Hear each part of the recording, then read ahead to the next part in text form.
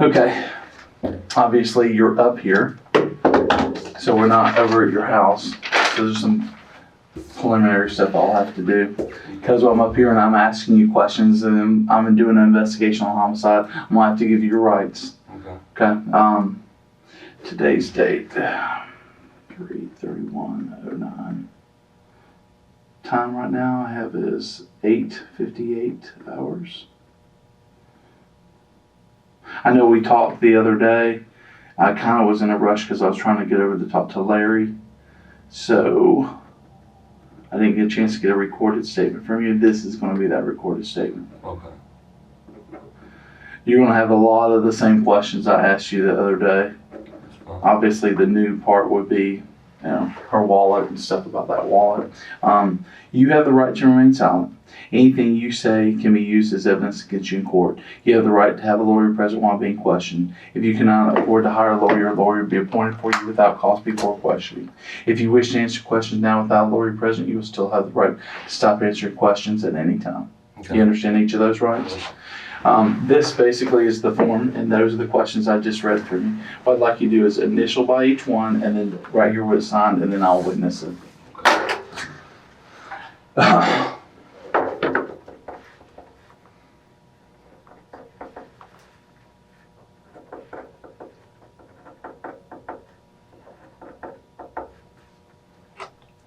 I'll tell you what, when we go over questions before we start. Go ahead.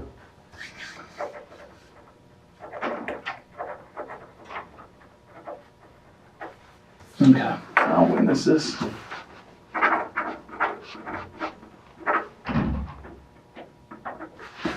Okay. I'll start writing this down, and I think I did that. Well, I may have just did it off the top of my head the other day. Okay, what was the last time you saw Cheryl Cain? Friday. And you're talking about Friday of the week before last, because I was with you Friday. And she was found dead on Wednesday, so the week before. Yeah. So, let's see, the 25th was Wednesday, 24th, 23rd, 22nd, 21st, 20th. So you're talking about Friday the 20th of March. That was the last time? Yeah. That was the last time you saw her physically? Yes, sir. Okay, and where were you at? I was at my house. Oh, right there on 9.5 Mile? Okay. I mean, on 9 Mile? 9 Mile. Or your parents' house? No, 9 Mile. Okay, so she came by your little house there on 9 Mile. Mm-hmm. What was the circumstances? She had gave me some money a couple of days before. I was supposed to be find her some smoke, and just didn't round anything up, and she came back by to get her money. Now by smoke you mean marijuana? Yes, sir. Okay.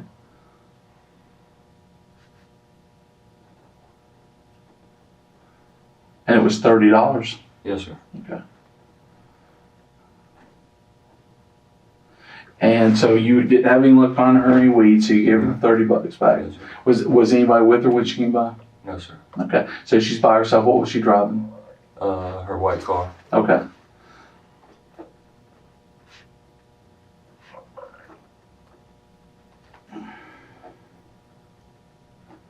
Okay. So she comes along in a white car, and you get the money back to her. Mm-hmm. How long is she over there? Not long, maybe 2 or 3 minutes. Okay, 2 or 3 minutes, and you Just remember what time of the day? And, it was about 5:30. And you knew that, because you were already off Just work? getting off work. So you had just gotten off work, gone home. She call you beforehand, set it up, or she just show up? I think so, yeah. Okay. So she called first. Yeah.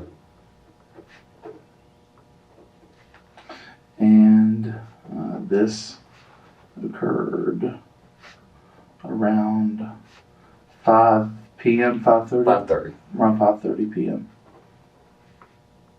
on the 20th. Okay. When was the last time you actually spoke to her or communicated with her not in person? Monday. Monday. Okay. So Monday would be the 21st. Okay. 22nd? 22nd. Something like that. Okay. So that Monday prior to her death, how did you speak to her then? On the phone. Okay. So she called you or you called her? I called her. Okay. So Scott called Cheryl. And what'd you call her about? Talked to Larry before that, and he was saying that he owed her some methadone from like a couple weeks ago. I guess they used to kind of, swap back, when he didn't have none, she would give him some, and then when he went, he'd give her some. Right. And I was just asking if he'd paid her that back, and basically told her that, I could look for her something if she needed to. And so all of y'all go to the methadone clinic? Yes, sir. Okay. I know I asked you this the other day. What are the days you go to the methadone clinic? Monday and Thursday.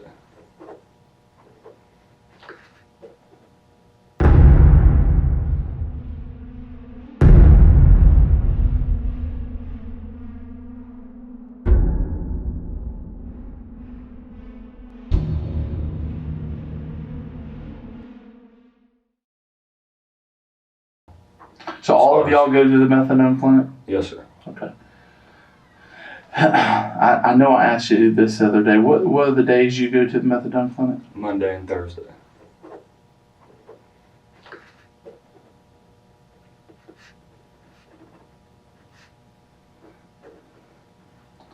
Okay, so you called her and said you could hook her up, I guess because you've been to the meth clinic that No, I was talking about like finding her some marijuana.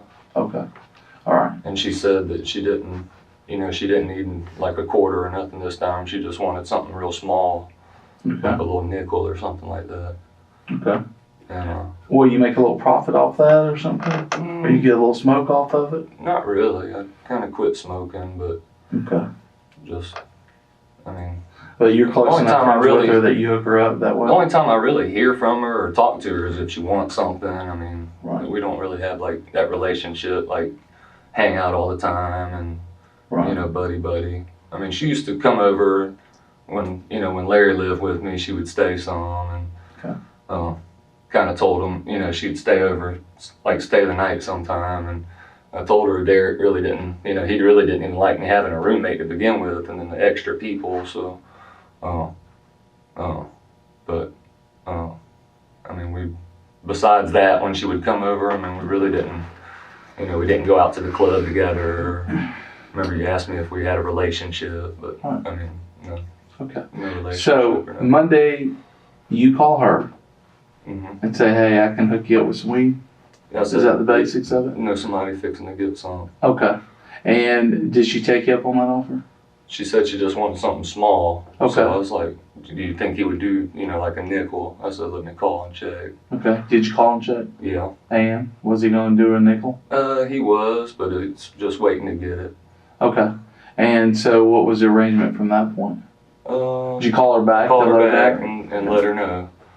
And How long was that conversation? maybe like a minute. Couple minutes. You remember about what time of day this was? I think it was about 5:30, right after work. Okay, so around 5:30 or 6 o'clock in the evening. Mm-hmm. Okay. And then what happens? Let's see, I called her. She told me that I called my buddy, called her back, said it was going to be a little bit, and she said she was finishing eating supper, and that I don't know the guy's name, but she said she was going to try to go get some Xanax or something like that. And Okay. She said that I think I talked to her that time, might have been about 3 minutes when I called back, and she said she was going to go have a beer and hang out for a while. And she said, I guess she's talking to some guy, Tommy or something, and she said that Tommy had told her that he loved her or something, and it kind of made her feel weird or something. Said she was kind of weird that she had just met him and he was telling her he loved her. Okay. And she said she was going to have a couple beers. She said where she was going? No. Okay. Was she with anybody that you could tell? No. Okay. And, okay, so did you eventually get the weed? No. Okay. Did he call you back and say he couldn't get it or something? Yeah. Okay. Who's this you're talking to? I realize you don't want to give up your drug source, but this is a little bit different kind of situation. I need to know who he is so I can confirm who it is. I want to have his phone number on your phone record. So what's his name? Adam. Adam what? Poust. Adam Poust? Mm-hmm. You know how to spell that? Poust. Okay. So you've made several phone calls between Adam and Cheryl, trying to arrange a little bit of weed going back and forth, right? What's the number to Poust? Let's see.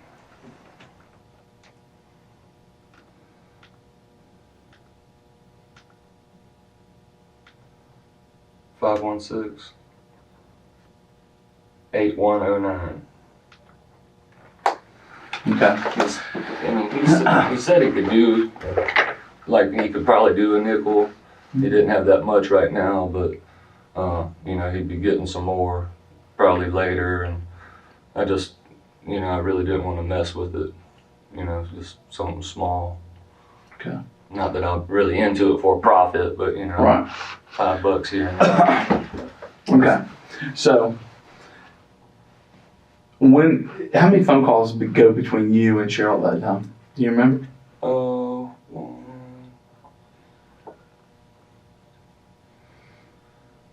Maybe 3.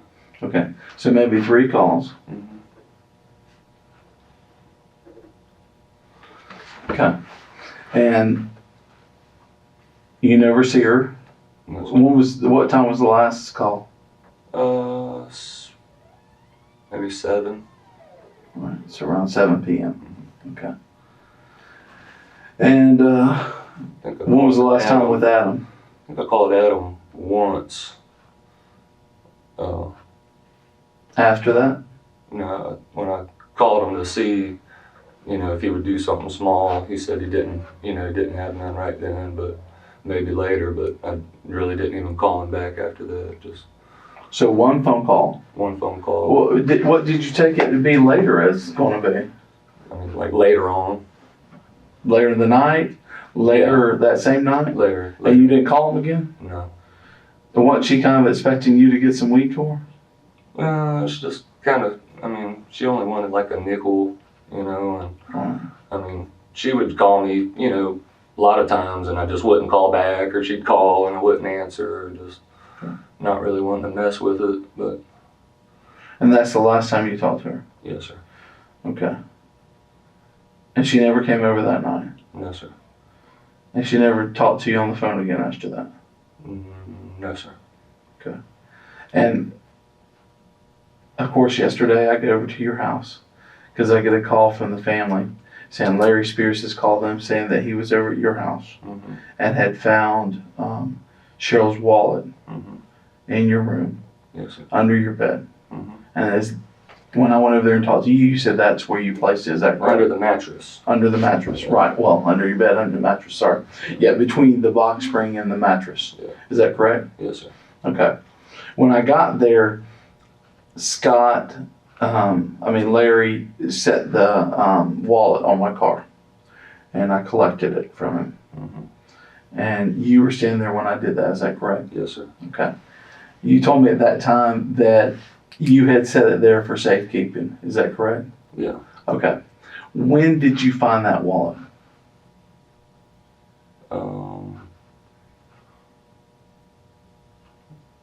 Thursday, Thursday or Friday. I'm trying to think when did you come over? I came over to your house by Friday. Yeah, that Friday I came by. Friday. It was Saturday. Okay. Next day. So you found the wallet on Saturday.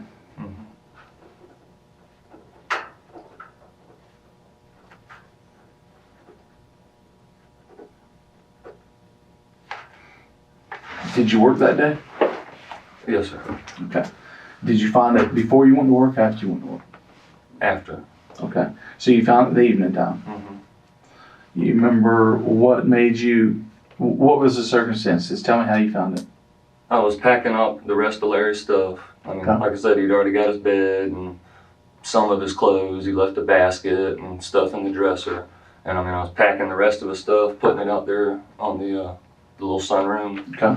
And I mean, just packing up everything, and then I saw that, and I think the only thing else there was like a hair clip. Now, exactly where was it? It was in the dresser. In the dresser. Yeah. Now, when we came by there the other day, you said me and James Newton could walk through your house with you. Mm-hmm. And we walked through your house, and I did see the little room that's across from yours that he had sat in there. And I looked in the room, and I really didn't see anything as far as furniture-wise in there. Where was this dresser sitting? That dresser? Yeah. You said the dresser? Mm-hmm. Where was it sitting? I don't recall it. Up against the wall. Okay. When you look in the room, which wall? Over to the right. Over to the right. Mm-hmm. So there was a dresser over here to the right? Mm-hmm. Okay. And how tall was it? Short, not like that. Did you move that dresser out on the porch as well? No. I moved it. Okay.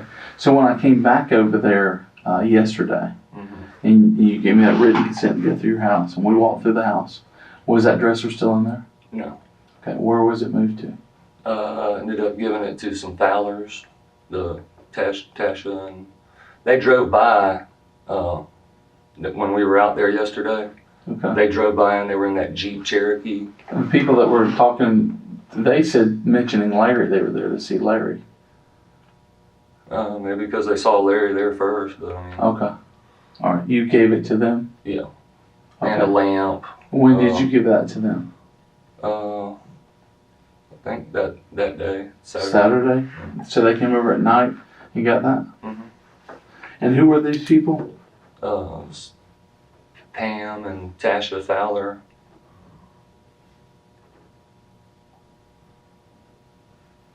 They live not far, like Pam and what Fowler? Tasha. Tasha. Tasha. And their last name is Fowler? Fowler. Like the street? Yes, sir. You got a phone number for them? Mom's kind of weird. She's got the two sisters and the brother, and they're kind of, I wouldn't say troublemakers, but they're always looking for free stuff and, going to the pawn shops. I mean, not the pawn shops, but the flea market and stuff. And, what would I have it under? Damn.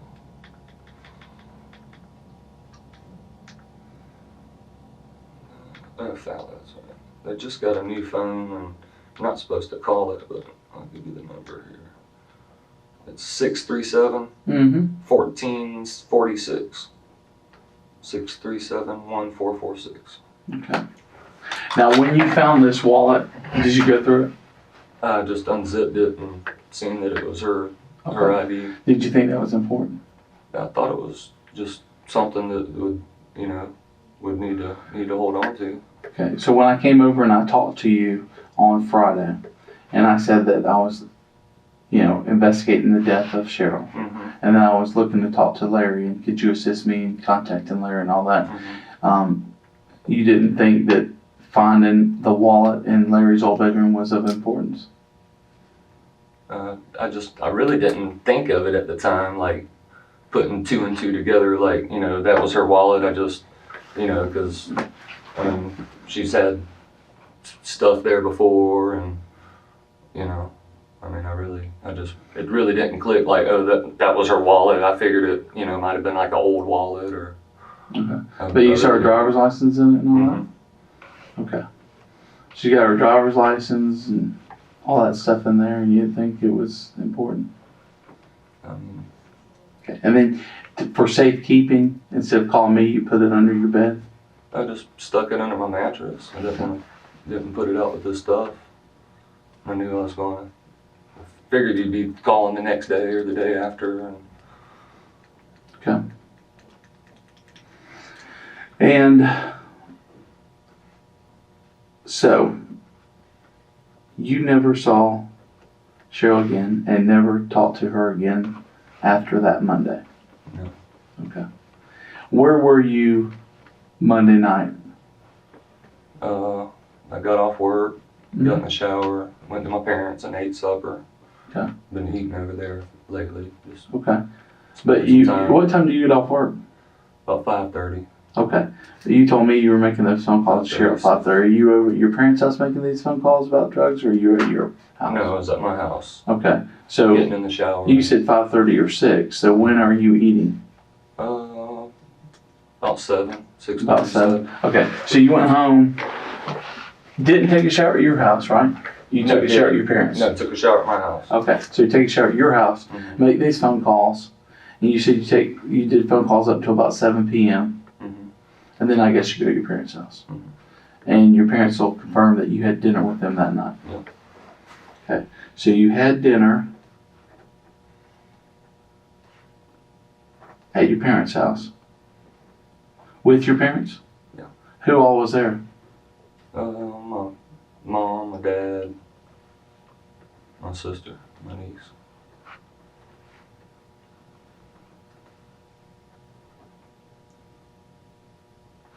And you had dinner around 7 o'clock? Remember what you ate? I think we had Aunt Laura's casserole. Is that your sister? No. Who's Aunt Laura? An aunt? Yeah, it's my mom's.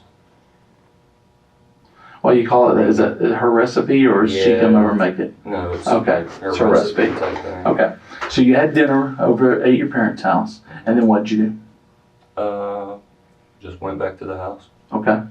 Go anywhere after that? No. Okay. So you were home for the rest of the night? Yes, sir. Did you stop from going to your parents' house back to your apartment at all? No. Okay. So it's straight shot to your parents, straight shot back. What time do you think you got back to your apartment?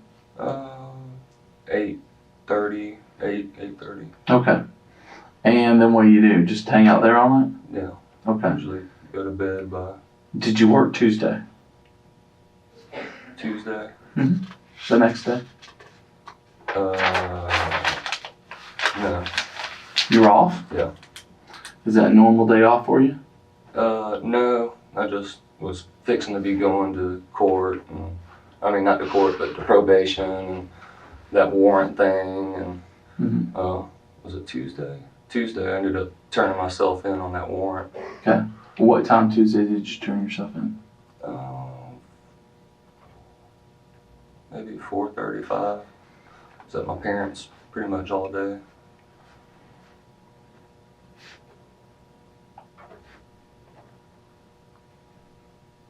Dad went golfing and then went over in the morning. So that morning you go over to your parents' house. Remember what time it was you went over there? It was fairly early. 8:30. My dad had already left for going golfing. So you get over there about 8:30 in the morning. Who's home when you get over there? My mom. Okay. Anybody else home? No. Okay. And what do you do when you get there? Just hang out, watch TV. Did you stay there pretty much all day? Yeah. Did you go anywhere? No. Okay. Not really. Did you, My dad got off from golfing probably 1 o'clock. Okay. And that's when we were calling, trying to check about the warrant and all that. Okay. And you had planned to take off, or did you call in that morning? No, I planned. Okay. So it was a known day off. You were going to be off on Tuesday. Yeah. I thought I was going to take the whole, like the rest of the week off. Okay, let me ask you this. You're going to be turning yourself in on Tuesday, right? For the warrant. No, I've already turned myself. All right, you're talking about that Tuesday, yeah. Right. And so Monday night you're at home, and pretty much the next day you're turning yourself in, right? I didn't know it was going to be Tuesday. Okay. I knew it was going to be that week. Okay. I thought it was going to be more like. Why did you take Tuesday off? Just because I thought I was going to be in jail for on a no bond until my court date. Okay. And that's when. Did you have Wednesday off too? Yeah. Okay. Did you have Thursday off? No, I went back to work Thursday. Okay. And you worked Monday? Monday? No, I don't think I did work Monday. You told me on Monday you got home about 5:30. What's that? You went to the clinic that morning though. Yeah, I went to the clinic. Did you work? Trying to think. This was just Monday. No, I didn't. I was taking all that week. Yeah, from Monday, Tuesday, Wednesday, I was off. Okay. So, Saturday was the last day I worked. Okay. So you were off Sunday, you're off Monday, you're off Tuesday, you're off Wednesday. Yeah. Okay. And you planned on taking care of your court stuff that week. Yeah. Okay.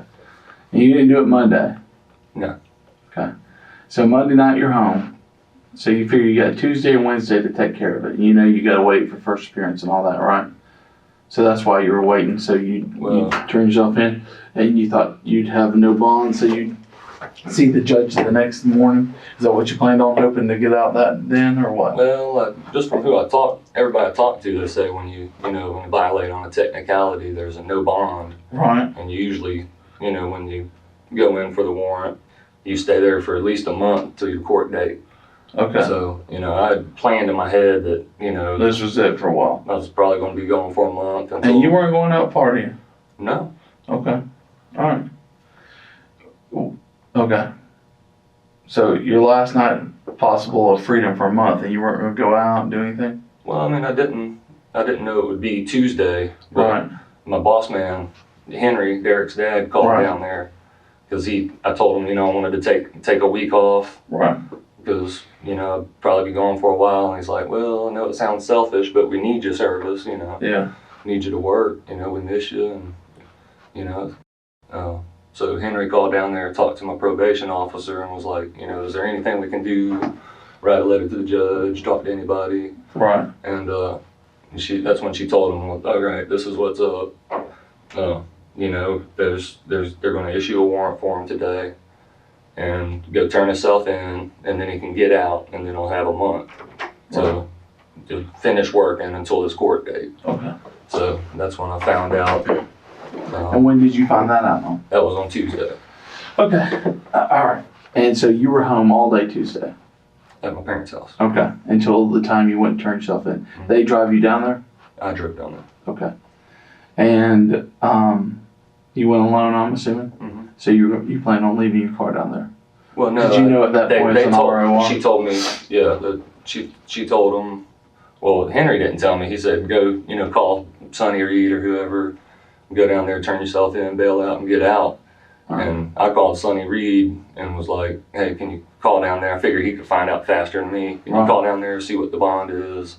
And he didn't call me back, so I called down there. Right. And she said it just came through the mail that it was a ROR. Okay. And I was like, what's that? They said, no bond, no bail. Right. And just release on reconnaissances. Reconnaissances. Yeah. And I was like, are you sure? I mean, because, if you're not 100% positive, I'll get a ride or whatever. Right. But she said, no, I'm looking at it right here. Okay. And that was Tuesday. Okay. And then my normal day was off on Wednesday. Wednesdays was my normal day off. And then back at work Thursday. Okay. And did you think it unusual that Cheryl didn't call you to check back up on that weed? Well, I called her back Tuesday because I knew I think that was her day. Tuesday when she went to pick up, or Wednesday. One of those days. I called her back Tuesday just to see if she wanted, if everything was all right, if she needed anything or what, but didn't get a hold of her. Did you leave a voicemail? I don't think so. But you did call it? Yeah. No answer? No. How many times did you call? Couple times. Couple times? Yeah. So you called a couple times on Tuesday? Yeah.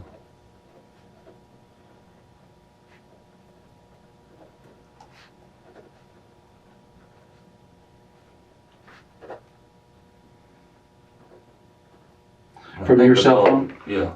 I think I called Wednesday. Okay. When did you find out that she was dead? And how? Troy Brown, mm-hmm. the one that was with Larry that day. Yep. He called me. When? I think it was Thursday morning, early. Okay. I just got to work. I seen the number, I didn't recognize it, and it called a couple times, and it was pouring down rain and it was wet, and then I finally called it back, and it was him, and He said, did you hear? I was like, what are you talking about? He said, did you hear about that, the person they found? And, Had you heard about that? yeah, I'd heard about it. How'd you hear about it? Through the paper. Okay. You read the paper? I don't, but Greg did. My boss from work, well, the other boss, Greg Chambers. Okay. And I told him when Troy called Thursday morning and said that he heard it was Cheryl. Yeah. We'd heard that there wasn't a name released or whatever. And I told Greg to go try to look it up on the internet. And he looked it up and it was confirmed. What did you think? You had just talked to her on Monday, right? Yeah. What do you think happened to her? I know her. Yeah. It comes to a shock. It's just hard to believe. What do you think happened to her? When I first heard, I figured she'd had an overdose or something with Xanax or methadone. Okay. It's not a good combination. Did she say who she was getting her Xanax from? A lot of friends. I've known a lot of people that passed away from overdoses. And You know her friend that died over there with Larry, right? yeah. What was her name? Tasha Thompson. No relation. Okay. I knew Tasha.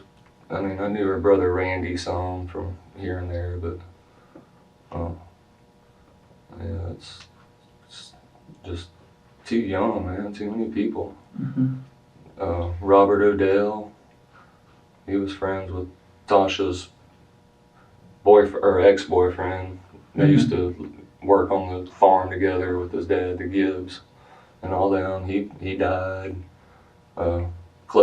The little brother of my close friend Sean DeWall and Brian DeWall. His name was Thomas DeWall. He passed away from overdose. And she used to always call him a kid, like I'm going over to get some Xanax from this kid. But he wasn't that young. I don't know why she always called him a kid. But what's his name? He lives I don't know exactly. I've never been over there, but Larry knows. He used to go down there and pick up Xanax too. And I really don't know his name. Larry would know.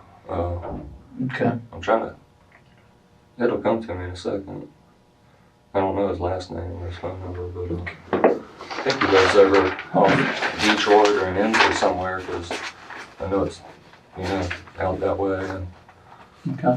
Larry, You sit tight for just a second. I gotta use the restroom. Do you need to use the restroom? No. Gonna get a little sip of water? Yes. Is there a water fountain? Yeah, there's a water fountain right there. Is that your cup or? No, I got cups out here, so you probably don't want to use that one. Come on, I'll take it over there and I'll put you back, and then I can go to the bathroom real quick. This way. All right.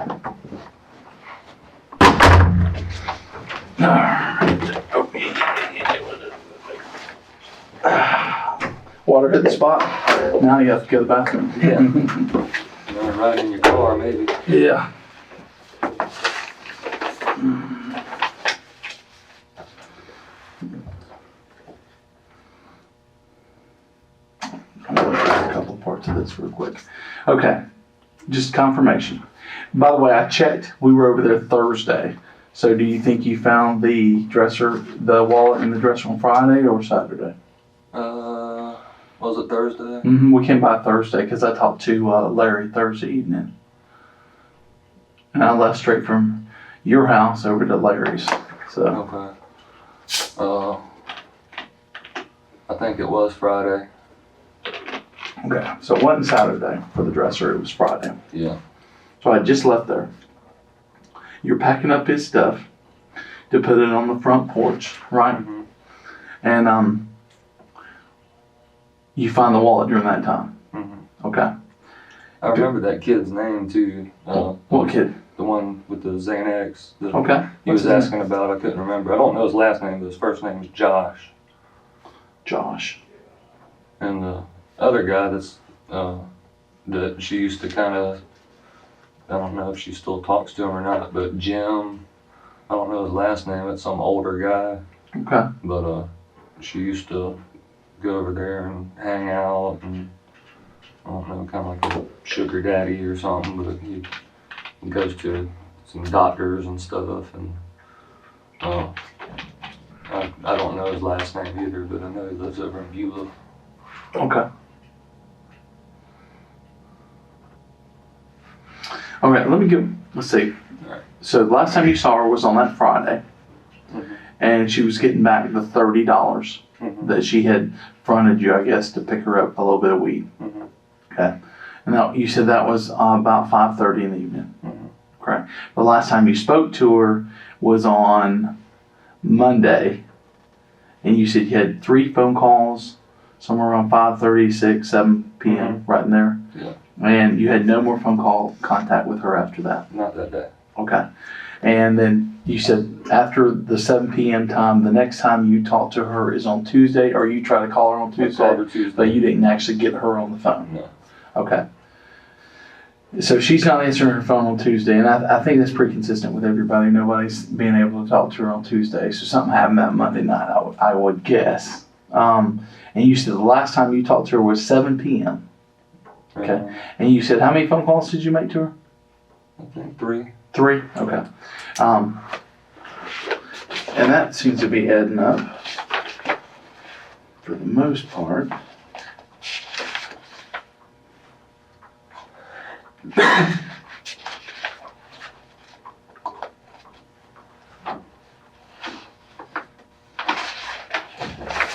Your cell phone number is 2, right? Yes, sir. Okay. What about 8 and 9 o'clock that night when you talked to her? Was it that late? Well, I have those 3 phone calls you talked about earlier. They're all right here in a row. Boom, boom, boom. Just about the times that you said. But then you talked to her for about 8 minutes, about 8:30. Okay, that's when she called, or I talked to her the last time, when she said that, when she was talking about, what's his name? Tommy. Well, I don't know, because we've kind of gone over it several times here. And I've asked you about the phone calls and how many number of phone calls and what times they were, and I was pretty specific, and I went back over it again to find out about it. But then we got 3 more phone calls later that night, after the time you said you last talked to her. 3? So the last time, yeah. Well, the others are for 1 minute, so I don't know if they went through or not, but they're dialed. Yeah. You to her, her to you, in 1 8-minute conversation. Okay, you don't played remember phone that? tag a couple times. Well, but I'm pretty specific, and you're saying after 7 o'clock. So what was that last phone call about? That was about when she told me about Tommy, about saying something like he loved her, and it weirded her out, and I told her that, he was supposed to be trying to get some later, and You don't think that's kind of peculiar? no. Let me lay it to you like this, okay? The last person that I can put her talking to that night is you, okay? The last person while she's alive she talks to is you. Okay. The person that's found with her wallet and his house is you, okay? Got some explaining to do about that. I need to understand how that is all coming to you. I can tell you, at first I got to look at the boyfriend's hard, okay? But their stories are matching up. They remember phone calls. It's pretty important. It's if I ask you questions about this, I mean, we realize the importance of this, the urgency. Somebody's dead, okay? Somebody's no longer here with us. Their family wants answers, and everybody wants answers, okay? We've gone over this a number of times today, and I've asked you about the phone calls a couple of times. I asked you specifically, and you tell me the last phone call was around 7 p.m., which is right on time. I mean, we got the phone calls. You said the 5:30, the 6, the 7. We got them right there, just like you said. Well, I mean, I don't. But it's just a later call. It's an 8-minute conversation later in the night. It's quite a bit difference, okay? Then we have the problem with, the day before I'm over at your house, the day before you find this wallet, I'm over at your house. I'm saying, hey, I need to go. She's dead, and I need to talk to Larry. Right? It's important. You help me out. You call him up for me. Put me in contact with Larry. So I leave your house and I head over there. When do you start packing his stuff up? The next day. The next day. Would you do it during the morning, evening, what? It's done midday. Midday? Okay. And wait, what day is this? 'Cause Friday. I mean, it's like a week ago, and I mean, I'm trying to remember. I mean, I know you tried to confuse me, but I'm not trying to confuse you. I want to make sure you're very sure. I came by your house Thursday evening. Thursday. Okay. And you said you gave the dresser to Pam and Tasha Fowler? Okay. And a lamp. Okay. Larry's baker's rack. Okay. What time, when did you start moving his stuff? Friday. Friday, okay.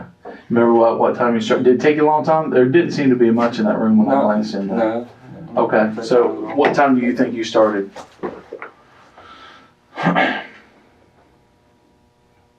1 o'clock, 1 o'clock. Okay. And how long do you think it took you to clear that stuff out of there and get that dresser gone? 30 minutes. 30 minutes? Okay. So you called Tasha and Pam up on the phone? Well, yeah. I mean, they were hanging out with me too. Oh, were they over there while you were doing all this? Yeah. Well, not packing all of it, but moving the dresser. Okay. Did you call them over there to help you move the dresser? Well, Since you were going to give it to them? Seeing if they wanted it. Okay. That. Okay. They wanted a lamp. So were they there when you found the wallet? Is that what you're saying? No. Okay. Did you find the wallet prior to them getting there? No. After we took all the stuff out of it. Right. Moved it all over on the floor, moved the dresser, and then when I was packing all the stuff up, that's when I found it. Okay. So you didn't actually realize that was the wallet until after they were gone with the dresser. Then you realize it's the wallet. I mean, it didn't look like a wallet. It was just, I thought it was like a nail case or fingernail clipper holder or something. Okay. I remember having like a teal colored wallet for some reason. Like last Friday, like a square, like bluish teal color wallet. Okay. I mean, all right. And so maybe we need to check and see if she reported her wallet missing, right? If it's got stuff in there, we want to find out if any of that's missing, right? Okay. So you're over there about 1 o'clock, you said, moving this stuff, and you move it from the bedroom mostly to the porch, and then they come over there, you finish clearing out the dresser, and you move the dresser out, and they decide they want it. How did they load it up? in the back of my car. Back of your car. So you load it up in your car. Well, you take it. They loaded it for right. me because they wanted it, and I mean. Y'all all ride over there together. They have that truck. No, we rode over together. Okay. In my car. Okay. Did you pick them up? Yeah. Too? Okay. So you went and got them, brought them over there, asked them if they wanted to see the dresser, see if they wanted it. Well, we were hanging out for a while, Okay. and then it just popped up. Hey, do you see anything you'd like? Right. And put dibs on. Okay. Was that your dresser or Larry's dresser? Right. Okay. So it was clear for you to give. Mm-hmm. Okay. So take it over there, get it to their house, they unload it, done for the day. Mm-hmm. Okay. And that was about 1 o'clock. Well, probably when you're done 1:30. It was more like probably 5 or 4:30 when we finished. Okay. Oh, so you spent a few hours over there. Yeah. Okay. And we hung out for a while and watched TV. Okay. Now, I was asking you earlier your work schedule for that week. Mm-hmm. You said you had worked Monday, or didn't work? No, you had Monday off. Monday, Tuesday, Wednesday off. Mm-hmm. You worked Thursday? From Thursday on again. Okay. So you worked Friday? Yeah. So what was your hours on Friday? 8 to 5. Okay. You just said you were over at your house at 1 o'clock until about 4:30 loading this dresser and moving that furniture. So are you at work or are you loading the dresser and the furniture? I think I was a week before I headed in. Okay. I came over to your house on Thursday. Mm-hmm. Okay. You had planned to turn yourself in. That's when I was on that was same week. Yeah, you had taken off. Wednesday. Yeah, that was right. the Monday, Tuesday. So you Wednesday went to work Thursday. I come over to your house that afternoon. You were over at your parents' house.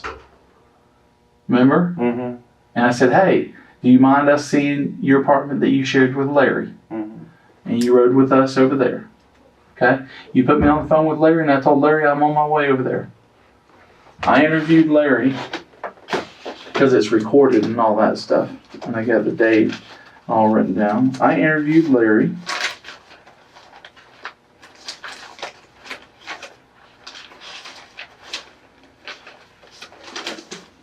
Larry Spears on 3/26/09, which is Thursday of last week, at 6:49 in the evening. It took me a little time to get over there. Got the recording right here.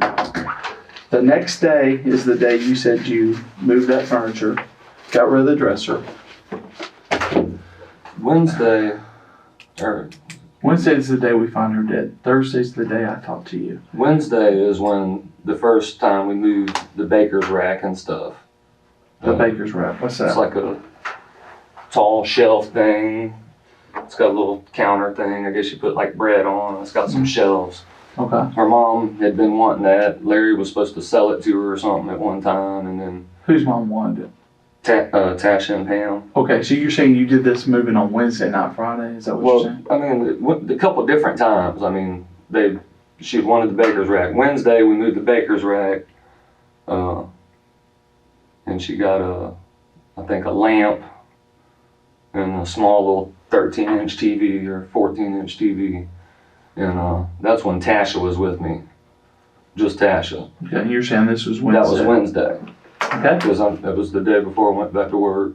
Mm-hmm. I'd already turned myself in. When was the day that you gave them the dresser? That was that was Friday. Friday Okay. afternoon. Friday afternoon. Yeah. Okay. That was me, Pam, and Tasha. Were you at work Pam or and were you at Tasha. home? It was moving after stuff? work. It was after work. Okay. Wednesdays that was the day I was off, and it was like around 1, and Okay. and we were hanging out, and we moved the baker's rack because I remember we put it in the back of my trunk. It was hanging all out wide, and tied it down. And Today is Tuesday. today is Okay. Tuesday. Today is Tuesday. Yeah. We're talking about stuff that happened last week. Last week on Tuesday, you turned yourself in. Okay? Mhm. So we're talking about in a span of days of less than a week. Yeah. That was. I don't want you confused, and I don't want you to think I'm trying to trick you. That's why I'm Well, asking you these questions I specifically. know. I'm usually not off work much. You know, Mhm. used to working all the time, and Right. I just got backwards because I've been at work since Thursday. But yeah, Wednesday we moved the baker's rack. It was just me and Tasha that day. Is the baker's rack now you're saying? No. Okay, so you're confusing the time of Wednesday with Friday. That's what you're saying now. Yeah. So Friday. you worked all Friday. Thursday, I started back to work Mm-hmm. because Thursday I work, Friday I work, from then on, Saturday, Sunday. But Friday is when we moved that dresser. Okay, Scott, I don't want you confused. I want you telling me what I'm after here is the truth. Okay? Okay. Okay. Don't want you confused. I want you telling me the truth. The problem I'm seeing here, and just let me explain to you. The problem I'm seeing here is I'm being very specific with you, and I'm wanting specific answers. And you're giving me specific answers. And then 5-10 minutes later, when we go back to it, and I tell you a new bit of information that shows, hey, you couldn't be telling me the correct information, then you're changing the story. So you've done that now on the wallet. You've done this now on the phone calls. I do a lot of interviews with people. I've been doing this job for 12 years now. I've been a cop for 12 years. I've been doing investigations for a long time too. Okay? The things you're showing me are deception. Okay? You're not sure. You know why you're not sure? Because you're not, the truth slides right out. It's when you got falseness in there, you're trying to cover something up that you get confused. This is easy now, okay? I'm asking you specific questions. This is not like I'm talking to you about something that happened months ago. This is Tuesday. We're asking you stuff that happened last week. You haven't even worked a full week since last week. Okay? I want you on page with me now, okay? So when I go over this stuff, I'm glad I hadn't started this thing. We're all screwed around now. Okay. Mm-hmm. Baker's racked. Whose Baker rack was it? It was Larry's. Okay. And you gave He it to Tasha and Pam, is that correct? Her mom. Was it yours to give? Larry said he didn't want it. The top part had ripped off of it. He said he didn't want it anymore. And y'all discussed If I this wanted prior. to give it, yeah, he said, you know, I'm gonna leave it here. Is that all right? Mm-hmm. You know, you can give it away, do whatever with it. I said, that's fine. Okay. Let's go back to the phone call conversations on Monday. You with me? Yes. On Monday. Mm-hmm. You said you talked to, well, the first time you said you talked to her 3 times. Last call being around 7 p.m. Mm-hmm. But now we remember these other phone calls later, right? Or at least a conversation Well, around 8:23 to be exact. I talked to her 3 times, and I know we played phone tag like once. I mean, where, you know, she called me, I didn't answer, or I'd call her, she didn't answer. Mm-hmm. But I mean, I talked to her, actually physically talked to her, I think 3 times. Okay. You're right on time with the other times. This 8:30 phone call. Mm-hmm. Tell me about it. What was going on with that phone call? That was the last phone call when she Okay. said, did you find anything? Were you able to find anything for me? Right. I said, no, it's going to be later on. He didn't have nothing right now. And that's when she said, you know, well, I'm going to go drink a beer and go hang out. And, you know, if you find anything, call me back. And that's when we talked about, I guess, the new guy she's kind of seeing, Tommy. And she said that he had said that, like, he loved her or something like that. Mm-hmm. And she just said, you know, it kind of freaked me out when he said that. And, you know, it's kind of weird how he was saying he loved me. And that she was going to go have a beer. And, I mean, she goes out all the time. I mean, I don't ever go out and hang out or party. Okay. Nothing, but, I mean, she's a talker. I mean, she talks and Okay. talks and talks. All right, so you had an 8-minute conversation with her. And that's kind of the information that came out. Okay. Did you talk to, that was Adam you were trying to get this week from, right? Mm-hmm. Did you talk to Adam after you talked to her? I think it was before the last time I talked to her. I called him one time just to see if he had anything. Right. And He pretty much said no. No. Maybe later. Did Maybe you talk to him later. any time again that night? No. Are you sure of that? I'm sure. Okay. And you had that Absolutely conversation with her, and you told her pretty much ain't nothing gonna happen. Might be later on. But, Right. you know, Right. Did you call her again after that? After the 8-minute conversation? Yeah. No. Okay. Would you have any reason to? You hadn't talked to Adam Post, right? Yeah. And so, was there any reason to even call her? No. Okay. Let me look at this real quick.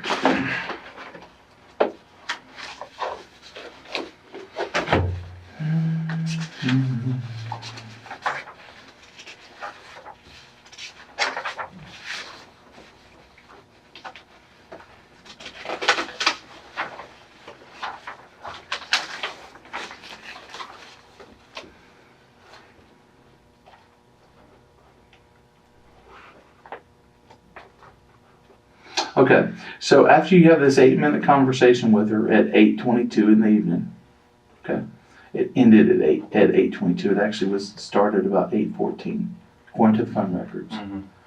Okay, then at 9 o'clock, 9:04, 9:05, one call to and one call from you. Do you remember that?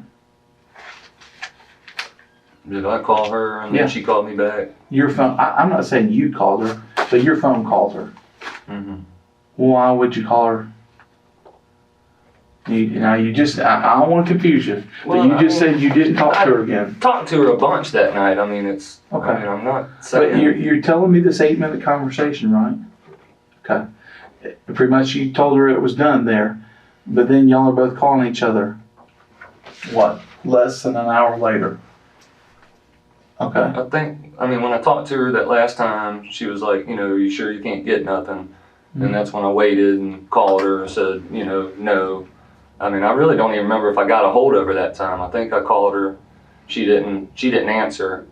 And then she called me back. Scott, am I not being specific?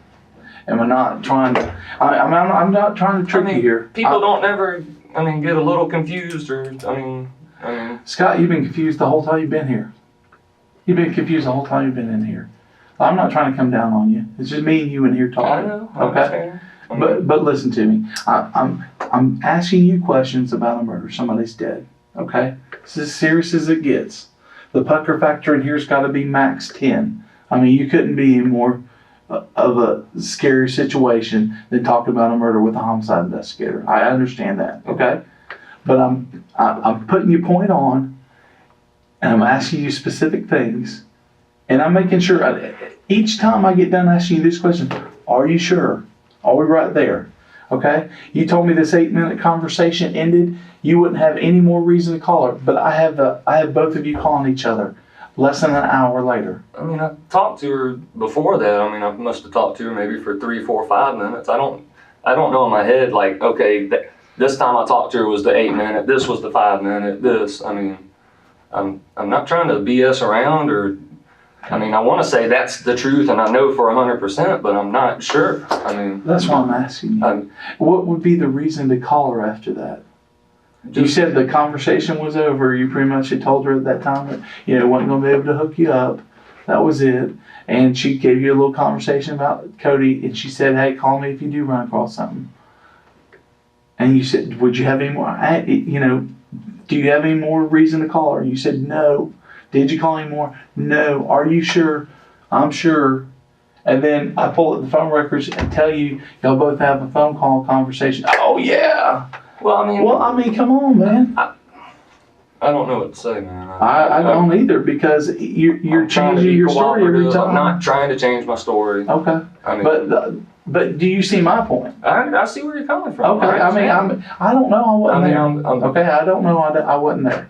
I wish y'all could have the technology to listen in. I know they got the act where you can't listen or tap in, but I mean, I don't know. I would like to know what and when, but I don't remember exactly what call was what, which one was 8 minutes, and I mean, it's after. This is kind of an important event we're talking about. I understand. Okay. I'm trying to cooperate. I mean, I'm not trying to BS you around. I'm not trying to change my story. I'm glad we didn't go on recording. I mean, you asked Derek if he tells me 3 things to do if I remember it later. I mean, I got ADD and short-term memory loss. I mean, I'm not. So now you got ADD and short-term memory loss. Well, I don't. Are you diagnosed with ADD? Yeah. Okay.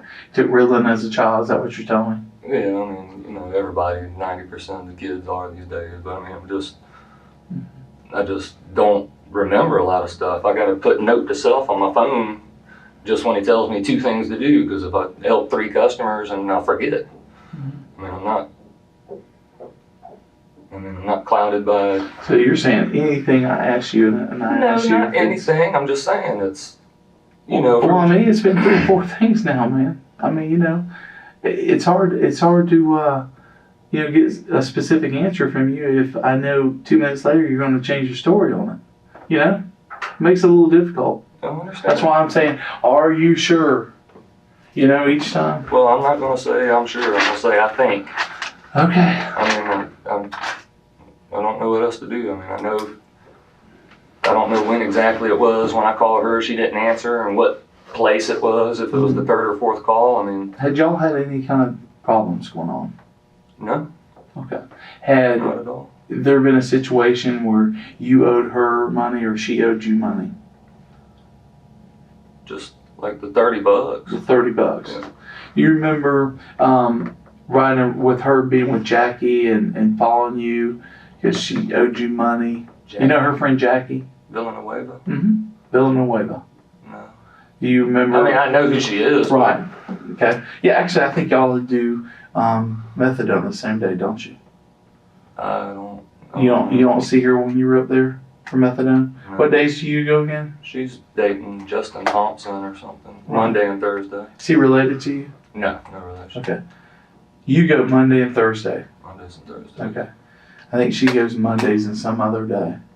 So y'all go to the same clinic, don't you? Yeah. Okay. You ever seen her up there in the past? I've seen her before. Okay. On the same day as you in line? Is that what you're saying? Or are you saying you've seen her before like I've seen her once or twice in line, but I mean I know who she is. Okay. And when you're up there at the clinic getting your stuff, do you see her in the same line you're in, or is that how it works? Is it a line you get? Well, it's a line, but I mean, they open at 5 and they close at 10:30, so I mean, Okay. What, 1,000 people that go up there within Sure. this 4 or 5 hours. Okay. So you remember? Now a week before, like 2 weeks before that, Okay. we were supposed to be doing something with, she wanted to try to get some again, and I couldn't find it. And I talked to her, called her, said, hey, I couldn't find it. I'm not dodging you, but she was with Will, which is Lynn, her cousin Lynn Cain. It's her boyfriend or husband. I don't know if they're married. Okay. Will and one of his friends. Right. And when I talked to her, she said, they saw me. They wasn't following me, but they saw me that day. Okay. But, I ended up giving her, getting up with her and giving her the money back like the next day or the day after. But that was like 2 weeks ago. How would you? Or week before. Okay. I mean, all that. How would you state y'all's relationship was? What kind of relationship would you say y'all were in? Just like I said, I mean, she'd pretty much, the only time I talked to her, or she'd call me as if like she wanted, trying to find something. I've known her probably 10 years. 10 years? So she dated Larry. She was dating Larry? She dated Larry for, a long time, and right. Probably for the last 2 years, it's kind of off and on kind of thing, maybe. They'd say they wasn't together, but then he'd find out she was seeing somebody, and then they were together, and then. Right. But I mean. Y'all ever get romantic at all? Not once, never. Never whatsoever. Kissed, anything like that? Nope. Okay. So you were acquaintances, but you wouldn't call her a friend, or would you call her your friend? I would call her a friend, but Y'all made a number of phone calls together, right? You knew each other's numbers. Yeah, she'd call me, and I'd call her. And y'all had conversations about relationships and stuff like that? Or? I mean, probably the last year, her and Larry would, would do Xanax, and I try to tell Larry, Larry would take a bunch. Get, nodding out, and I tell him like, all our friends that have died. This is before Tasha and all that, but I really didn't like it, and it's not that I didn't like Cheryl. She's a real good person. She's one of the ones that would, do anything for you, scratch my back, I'll scratch yours. But, when they'd come over to see her, I'd get off work and she'd be nodded out on the couch, or, I was kind of scared. I didn't really want them staying there no more. So that's one of the main reasons I had Larry. Kind of wanted them to move out and all that, but Cheryl, she hadn't stayed over there probably. It's been a month. Months before she's like actually spent the night over there with Larry or stayed the night over there. But it's not like we snuck around behind Larry's back or went anywhere. I don't even think last time I went somewhere physically with her, like out, was on a UFC fight night at the Ticket. That's been like a couple months ago. Okay. I was with Greg and my boss from work. And you got a girlfriend right now? No, not really. When was the last girlfriend you had? A crazy relationship with Terry Thomas's daughter. I don't know if you know him. You see him the carousel? Carrie Thomas, his youngest daughter. And that's been a couple of years. Okay. Excuse me just a second. Let me take this. Tyree? Hey, can you hold on 1 second, Jeff? Give me just a minute. I'll be back, Scott. All right, bro. No, hold on a second. All right. I know time in this room travels about 15 years slower than everywhere else. All right, let's get back to this thing. Are we going to do any recording today? Or, yeah, man. Or what? Yeah. Okay. You all right? Yeah, I'm fine, man. I just seem a little agitated. Just been in here for 2 hours, and it seems like you go from talking about coming down to do a statement to interrogation, and just Okay. Just didn't think it was going Get to it off your chest, turn like man. this. No, I don't. Well, I mean, do you're the another one that's Larry and changed. Tyrese. You're the one that's changed the story a few times here. That's why I'm trying to get the story completely tight, and then we do the recording. Okay. Okay. I do have another question for you though. Your house. Remember, we went through when we were walking through there. We were looking at your TVs and stuff like that. What all did you have in that house, and what all? I mean, I don't see any VCRs. I don't see any game boxes. Do you have any game boxes? No. Have you owned a Nintendo or a Xbox or anything like that? Never had the game system. Okay. So never had a game system.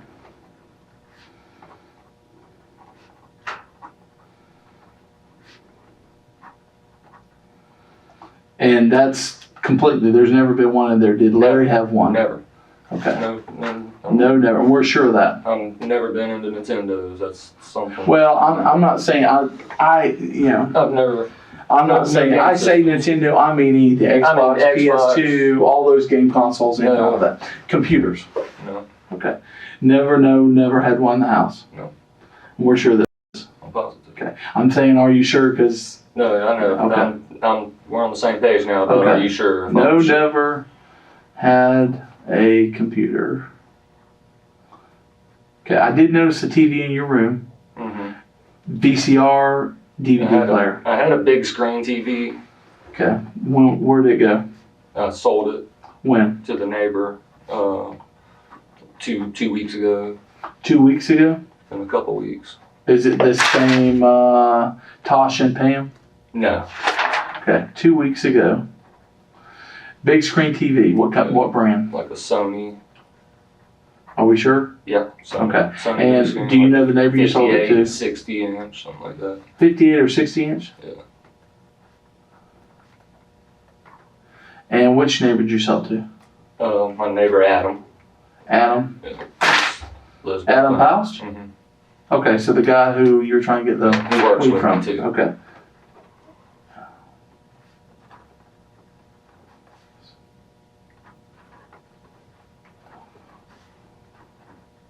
How much you sell it to him for? Like 250, 300. Are you sure? Yeah. You don't. I mean, it's money. I owed him like a few bucks. I borrowed from him the week before, and then he subtracted that off of that. Right. So what was the total sale price? Do you remember? If you're not sure, just say you're not sure. I think like around 250. Okay, so around 250. Yeah. And then he got, like the next day or a couple of days later, he decided he wanted the surround sound. So I had like the. You had surround sound too? Satellite speakers. Okay. And a bass speaker. Okay, so then he bought the surround sound? Yeah, it was like $80, I think. What brand? It was a Sony. How much did he buy that for? $80. And you sure of that? Mm-hmm. Okay. Positive. And you sure it's a Sony? Yeah. Okay. Did you have any kind of stereo hooked up in there? Did you have a stereo just system a at all? surround sound system. Okay, so just the TV's connection, right? TV and surround sound. Okay. You said you did have a VCR or a DVD? I had a DVD player. Okay. What brand? It was a cheapy brand. I don't remember. You remember where you bought it from? I think my parents got it for me back a couple of years ago. Where'd it go? To somebody else, like We know. this black guy around the corner. A black guy around the corner? Yeah. How did you meet this black guy around the corner? I just know him from here and there, and used to mess with him back in the day. Okay, well, you know him from here in the round, and what's his name? I really don't know his name. He goes by Big or LB. I don't like to give their names, but. Well, you see where he lives? Yeah, he lives around the corner on Detroit. On Detroit, so he lives on Detroit. Did you sell it to him? Yeah. And how much did you sell it for? For like a little bit of powder, a little bit of white. When did you sell it to him? It was back around the same time, about 2 weeks ago.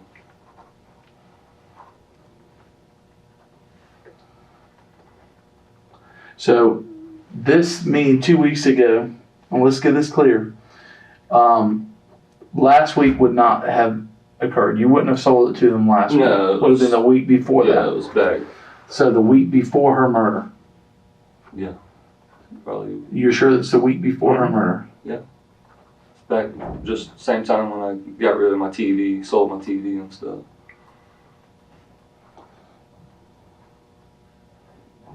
When you sold them that stuff, did you give them all the wires and the proliferate remote controls, everything that goes with it? Didn't have a remote, but had I think it had a cord, like the plug-in cord and wire. Okay. Yeah. So what kind of plug-in cord are we talking Just about? the plug to plug it into the wall. The power and that's then- built to the and machine. then So the did it have any loose connections that connect the RCA TV? jacks. Okay.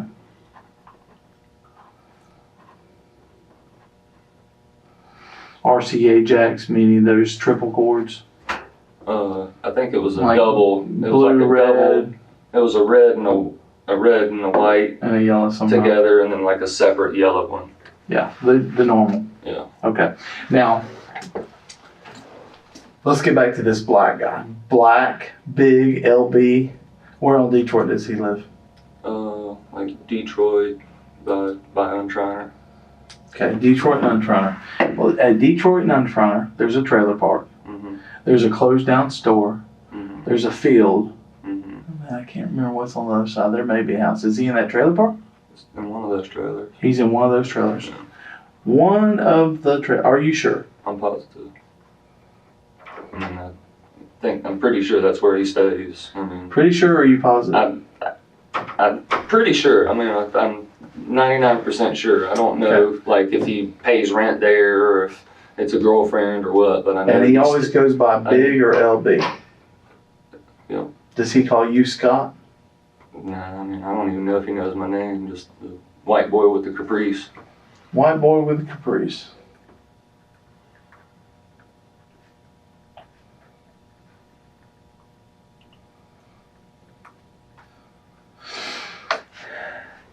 Now, how do you know he lives in that trailer park? Because I've seen his car there. Okay, what kind of cars he got? It's a like a tan, brown colored Ford Explorer. Are you sure? Yes, sir. It's what he's always drove. Okay, so he's got a tan or brown Ford Explorer. More like a tan color. Okay, Light brown tan. light brown tan.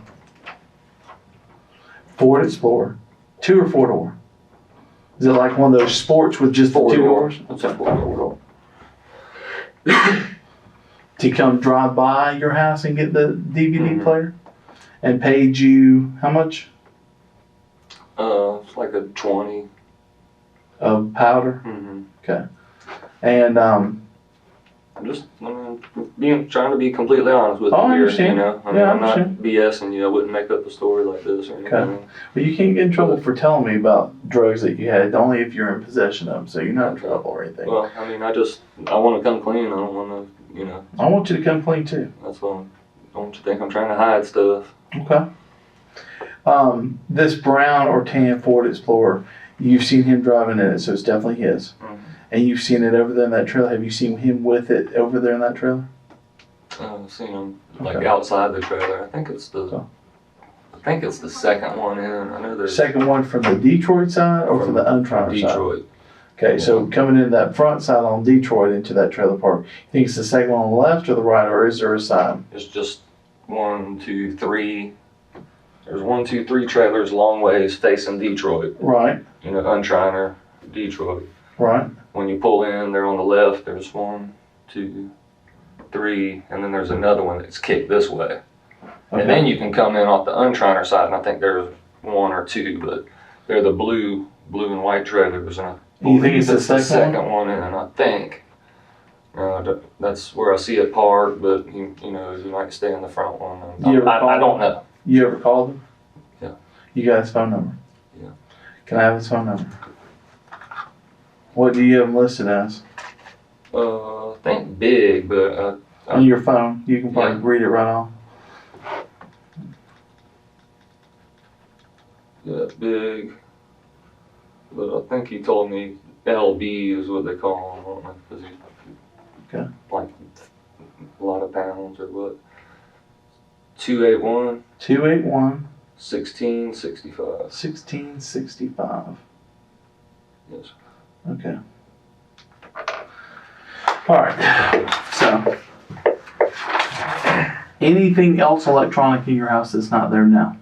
Because I didn't see anything electronic in your house other than that TV. No. No. I had the You only had the thing I had DVD. with me was a big screen and surround sound and like TVs and beds. I mean, that's the only really thing of value or electronic that I had besides, a dresser. Okay. Let me explain to you how this works. I go through your story. Mm-hmm. We get it all here. And we're going to go through every little bit of it. Mm-hmm. Okay? And then I want to confirm everything you tell me. Mm-hmm. Remember when I was at your house and I talked to you the other day? Remember that first day I came over there, me and Investigator Newton came over there. And when we were leaving, I said, hey, look, I said, right now, I want to talk to Larry. And right now, you're assisting me with that, and I'm happy with that. But I wanted you to make sure that anything you told me, you're saying you weren't involved. You told me you weren't involved that day. You told me the last time you see her that day. You told me the last time you talked to her that day. I said, just make sure what you tell me is the truth, and you'll be fine. Okay? I'm going to confirm every single thing you tell me. Okay? We'll go through each little step of this, and I'm going to confirm it. And that's why I do with every single person. Okay? Just so you get the insight and you know what's going on. Okay. It's not a quick process. It's not something that you come in here, do it real quick, and go. Mm-hmm. Okay? Now, if I just realize that I don't have the access to confirm all the information right then, it may be quicker. But if I have the access to confirm each one of these things, then I confirm each one of these things. Okay? So like Pam and Tasha, somebody's talking to them right now. Okay? Like your work schedule, somebody's up there talking to them right now, getting your work schedule. Phone records, I already have. Somebody's up there confirming your phone records. Just like I had that, that's just a copy. Somebody's actually sitting there working through that. I want to explain that to you, okay? This thing with Adam Post and his purchases from you, somebody's going to be talking with Adam Post right now, confirming that information, okay? This thing that I just got from Big, I'm going to go out there and somebody's going to go over there and they're going to be talking to Big right now. That's how it works, okay? So it's not a quick process, okay? It takes a little bit of time. And each time I'm going to break, it doesn't mean that I'm not, that I'm ignoring you or I'm trying to drag things out. I'm not. What I want to do and what my hope is today, to either eliminate you or include you in my list of suspects, okay? All right? That's what this is all about. That's all I do. I try to find the fraud. And if everything you said checks out and everything's good, you're eliminated from my list of suspects. Okay. If what you says doesn't checks out, you're included in my list of suspects, and we go from there. Okay? I don't want you to think that I'm putting you off. I know when I came in, you said, "Hey, are we going to get to the recording thing?" We're going to get to it, but I'm going to confirm everything, and then we're going to get to it. So I don't want you to have that mindset that, hey, I should be back. Well, Don't worry, when I'll I talk talked to you, you just said like come down, do a statement. I thought it would just be come down, be back at work, and I never told my work that I was going to be gone for this long. Right, and I'll take care of calling your work and make sure of that. I told you I'm friends with the owner up there. I've known Derek for 20 plus years, and I'll call and say, look, he was right here with me. It's one of these things we got to be thorough. And I know Derek well enough. I know him over the years, and I'm sure he's not going to have an issue with that. Now, is he going to pay you for this time that you're on? Probably not. Yeah. But I mean, unfortunately, you're a witness in a murder case.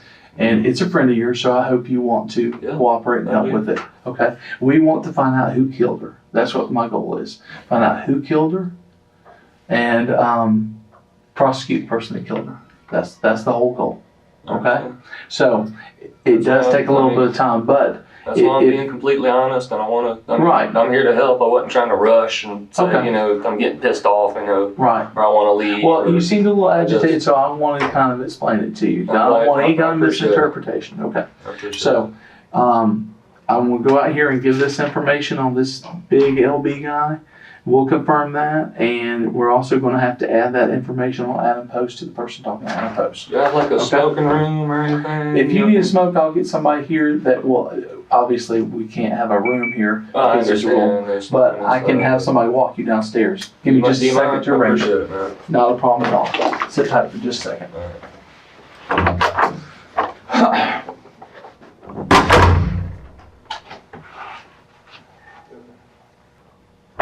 Okay, I want to go over some of this stuff now. Your friend Adam's on his way up here, so I'm going to have to probably break out of here and go talk to him for a second. But I have talked to some people, and we said that that's not Big Mike. I ran out of paper on this one. Oh! Now let me get this straight in my head, because I've talked to some people now. Damn. Tyree? I am. Can I call you back? Perfect for me. Thanks. Okay, sorry about that. All right. Now, let's go back here. Who's your boss up there at Poultry Gardens?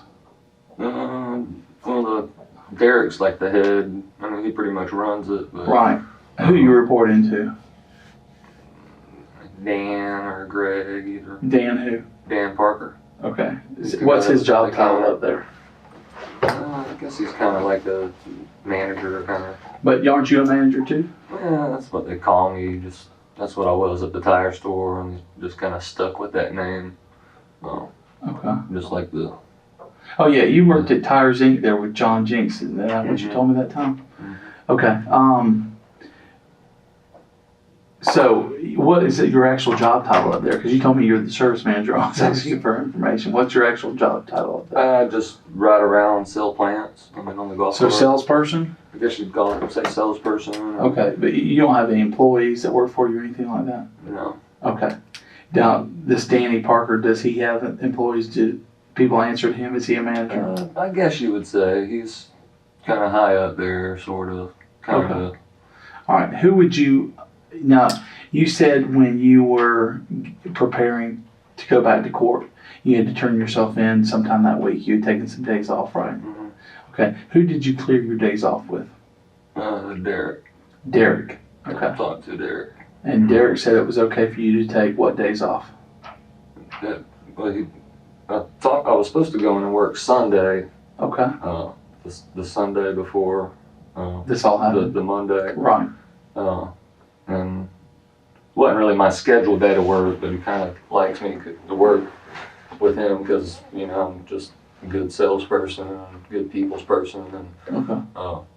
And then I told him Sunday, that I was probably going to be taking.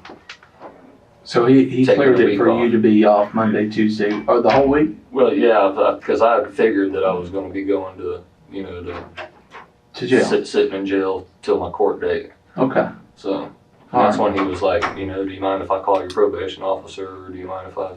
Right. And Henry did that call for you, right? Henry ended up calling. Okay.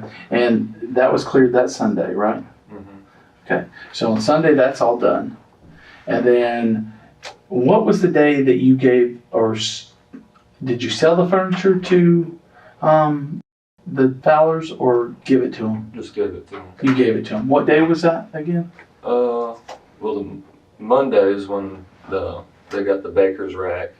Okay. And then when did they come by again? I think it was. You're doing that think again. Because we kind of went over this a while ago. I know. The Friday.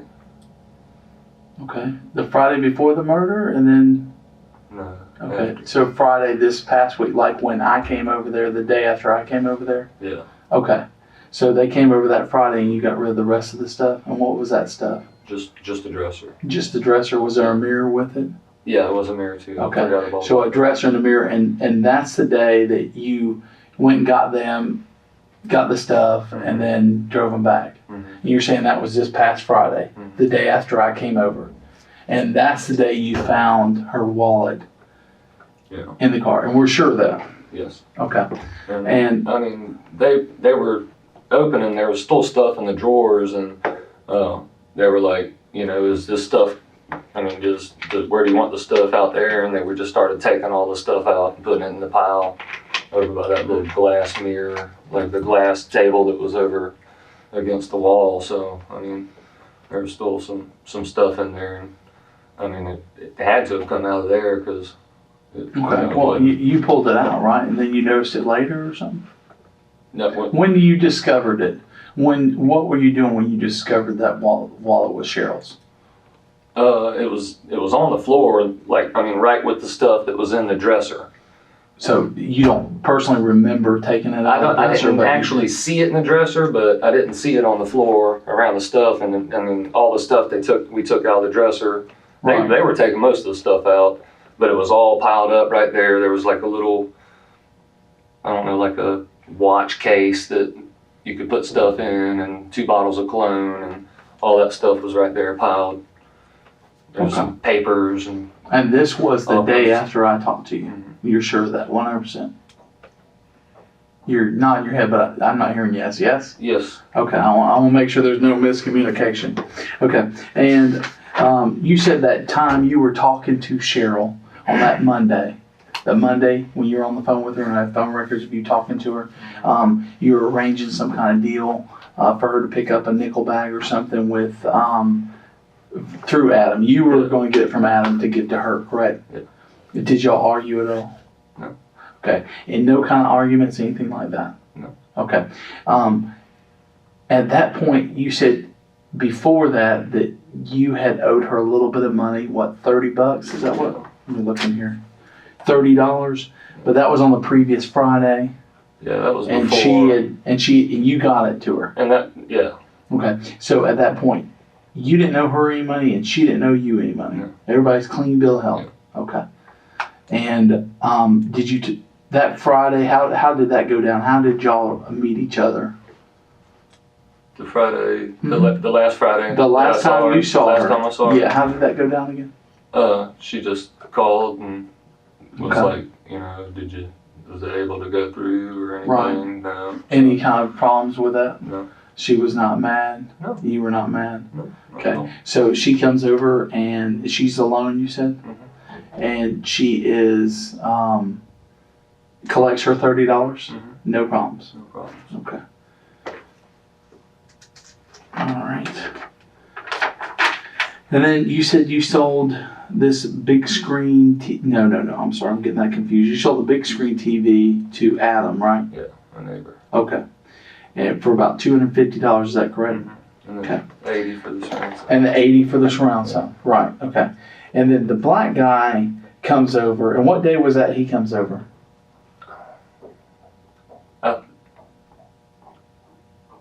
It was one of the days that I was with one of the Fowler girls. I want to say it was. Remember, the TV had already been gone. Mm-hmm. I'm pretty sure it was that Monday. I'm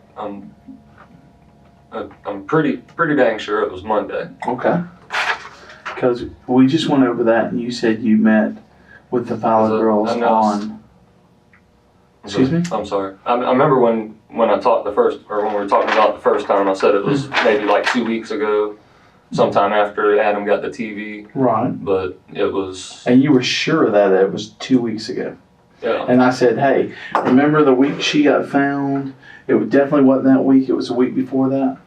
So now you're saying it's the day that the Fowler girls came over? Because the Fowler girls came over the Friday after I came over to talk to you, which was just, what, today's Tuesday, so Monday, Sunday, Saturday, Friday, 4 days ago. Yeah. Okay. I mean, there was. So is it that day? There was 2 different times. Right. You said Wednesday that she came over, got some baker's rack and all that stuff, which would be actually the day we discovered Cheryl dead. Yeah. We actually discovered her that afternoon. Okay. Those were the 2 days you gave me. Are you saying, now you mentioned a Friday, and I'm assuming when you mentioned Friday, you're talking about Friday 4 days ago, the day after I talked to you. That Wednesday. Was it Wednesday? Wednesday The was first the day day they came over and got like the That's baker's the day rack. that he got the TV, the DVD player, and there was like a amp to a car, you know, like Okay, and you sold it to him for some like $20 worth of powder, Yeah. powder cocaine. Yeah. Okay, and that was that Wednesday, the same day we discovered her dead. Right. And you're sure of that? was, yeah. Well, we're talking Wednesday, The Wednesday 6 days I was ago. off work. Still, Right. Yeah. Right. Yeah. Okay. From that I was week you not cleared working with then. Derek. Yeah. Okay. I was not working at the time. I know. Okay. I just want to make sure of that. Now, let's go back here. Danny Parker, that's your boss over there. He's one of the managers over at Florida Tree Gardens. Danny and Greg are kind of under Derek. Derek. Greg's really the main manager, and Dan, I call him like the head cashier, but I guess he's kind of Okay. somewhat of a figure. I mean, Okay. Well, we did make contact with him, and he confirmed with Derek and all the other managers. I'm not sure the name of the other managers because I didn't do that interview. You didn't clear to have the week off. In fact, he was so concerned that he came by your house on Wednesday because he felt like, why is he not showing up for work, and thought maybe he knew you were fighting this issue with your methadone. He came by your house on Wednesday and you weren't there. no. Okay. I don't know. I wasn't there. I mean, Dan didn't even know what was going on until later in that week. Okay. I mean, Derek's the one. I mean, Well, he's that's why we the had head Dan. guy. That's why we had Dan contact Derek. So, I mean, I can call Derek right now. I mean, to clear it up. But I mean, I talked to Derek, and pretty Okay. much explained and you to him. cleared it with him. Yeah, I mean, I told him. Awesome. Yeah. Give me Derek's number and I'll call him real quick. 2-3. Hold on just a second. Okay. I got programmed in there. No. Because I mean, Okay, that's fine. We'll double check on that. Let me put this check with Derek. I asked that be done at the scene, and I'm sure they told me they did check with Derek, but hey, I'm willing to double check with Derek. Okay? The next thing is I talked to Tasha, okay? And she does Tasha. remember Tasha Fowler. Tasha, sorry, I'm mispronouncing it. I talked to her, and she does remember getting the furniture. Her days are a little different from yours. Mm-hmm. Okay, she says that they came over there on Friday, not this past Friday, but the Friday before that, so we're kind of a week off, and got the baker's stuff. And then she says that her sister gets some more stuff from you on Monday, which is the same day that you're having this conversation with Cheryl on the phone, according to phone records. Okay. And she says she comes over with her sister for the last trip to get the dresser and the mirror. She confirms, like you said, that now we're off on days. Mm-hmm. They're saying this happened Monday, and you said this happened the Friday after I came and talked to you. Mm-hmm. Okay? But she's telling me that they came over there on Monday, and I didn't talk to her sister because she's at work. I didn't want to bug her at work, but I probably will. They came by there, loaded up the dresser and the mirror, Mm-hmm. and it was on Monday, which is the same day you're having those conversations. Okay. So I'm thinking, man, if he's got this dresser and he finds her wallet on Monday, why didn't he tell me about it on Thursday? Kind of confusing. Well, I mean, that's what I was saying when I was moving all this stuff out. Was Right. after you came and talked to me. We came to the So they're house. confused on the time, you think? Well, no, I'm not saying it's to confuse them, but I'm saying, when you came to talk to me Right. and asked where Larry was and all that. And you said the dresser was there at the house. The next day is when I took all that stuff Right. out and put it in there, and that's when I found it. I mean, that's when I talked to Investigator Newton, and we did come by your house that day, and we walked by there. Neither one of us recall this dresser and mirror being in there. In fact, the only thing we recall was something on the floor down there that had something sitting on it. We just looked in the room, Yeah. and I don't remember seeing it. But if you remember, that's fine. Yeah. But Tasha says she got it before then. Mhm. She said she got it that Monday. She also recalls the black guy Mhm. coming by and getting. She said for crack, not powder. Yeah. She said you got to deal with the black guy, and you explained to him he was nearby because they were in a hurry because her mom is watching 6 kids at that time. And it was just her and her sister over there. I guess Pamela, was Pamela the one over there with her? Because you told me it was Pam and Tasha. And I want to make sure Pamela is Pam, right? Pam. Okay. You said that happened on that Friday, right? We confirmed it because I got it written right here, Friday. Because at first we thought maybe it was Saturday. Friday for the dresser, but the... Right, that's what we're talking about, the dresser and the mirror, that they loaded up. Yeah. You said they loaded up and they confirmed it. They loaded it up. Yeah. Okay? I sat there saying that's Monday before this murder took place. Okay? Mm-hmm. And she said while she was there, this big black guy in a tan SUV type vehicle comes up there. Just like you said, Big Mike. She didn't know his name. She thought maybe the LB thing, but she thought she heard it from you. Mm-hmm. Pulled up, and you said when you had called him when they were there, he was on his way over and wouldn't take him long because they were concerned. They wanted to get back to her mom who's watched all these kids. Well, they were waiting too for the, Okay, were they going to get some hookup too? Well, yeah, we'd all been together that day. Not tattling, but Right, okay, and that's fine. I mean, everybody holds something back, I'm sure. So they said they come over there, you know, they load up the dresser, this black guy's on his way, and he gets from you a small TV and a DVD player. Is that right? Yeah. Okay, you told me he got just a DVD player. You didn't mention the TV. Was there a smaller TV he got too? Well, it wasn't small. I gave Tasha... 19-inch or something? It was like a 22 inch, 24 inch. Okay, so you... Tasha got a small TV. I gave her a small TV. Right, she said that. And he got a TV and a DVD player. Right, okay, but you only mentioned to me the DVD player, so I guess you forgot about the TV. Well, you were asking me, did you have a DVD player, all that? I said I did. He had it, but sure. I thought I said, you know, TV and DVD player. Maybe you did. And then there was also like an amplifier, like a car amp. I do remember the car amp. So, okay, I do remember that. She said he was complaining that all the cords to the DVD player weren't there. Do you remember that? Were all the cords not going to the DVD player? Were they not all there? He asked for the remotes. Okay. And I gave him the remote to the TV later, like a couple of days later. Right. A couple of days later. Yeah. But if this happened Friday, a couple of days later would have been yesterday. Or day before yesterday, Sunday. So he came by again Sunday and got the remotes? Yeah. Okay. So when I talked to him, the DVD player didn't have a remote. Okay. It was tore up. When he's going to say when I talk to him, and we're going to find him. Got the remote. That he got the remote from you Sunday, this past Sunday, or are you still confused on the days? It was a few days later. He got the remote. I didn't. Okay. And she said when y'all left there, you gave them a ride back to their house, right? You gave them a ride, correct? Yeah. Okay. So you give them a ride, and she said on the ride home, you get a phone call. You remember getting a phone call on the ride home? Well, on the ride home, before we went to the house there, she wanted me to drive her by one of her buddy's house out off of Kingsfield. Okay. She was going to try to get some weed or something right before we went home. Okay. And I mean, I'd never been to there before, some other black guys. We went out there. He didn't have nothing. Sure. And I'm sure she didn't want to tell the police about going to get weed.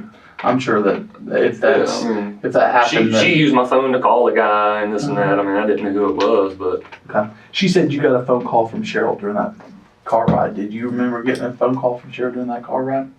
What day? Friday. Well, she says this all happened on Monday. You said this all happened on Friday. Now I know if you got this phone call from Cheryl, unless it was from beyond the grave. You didn't get it on that Friday. Yeah, they were sitting right now. I remember she was sitting. I mean, they were sitting by me. We had the dresser. Okay. And she called because she was driving by and seen us. Okay. And she goes, "Who was that you were with?" And I was like Pam and Tasha, and I was kind of embarrassed because, you know, they're kind of known for the, I don't know, everybody calls them like the filthy Fowlers or something like that. But, okay.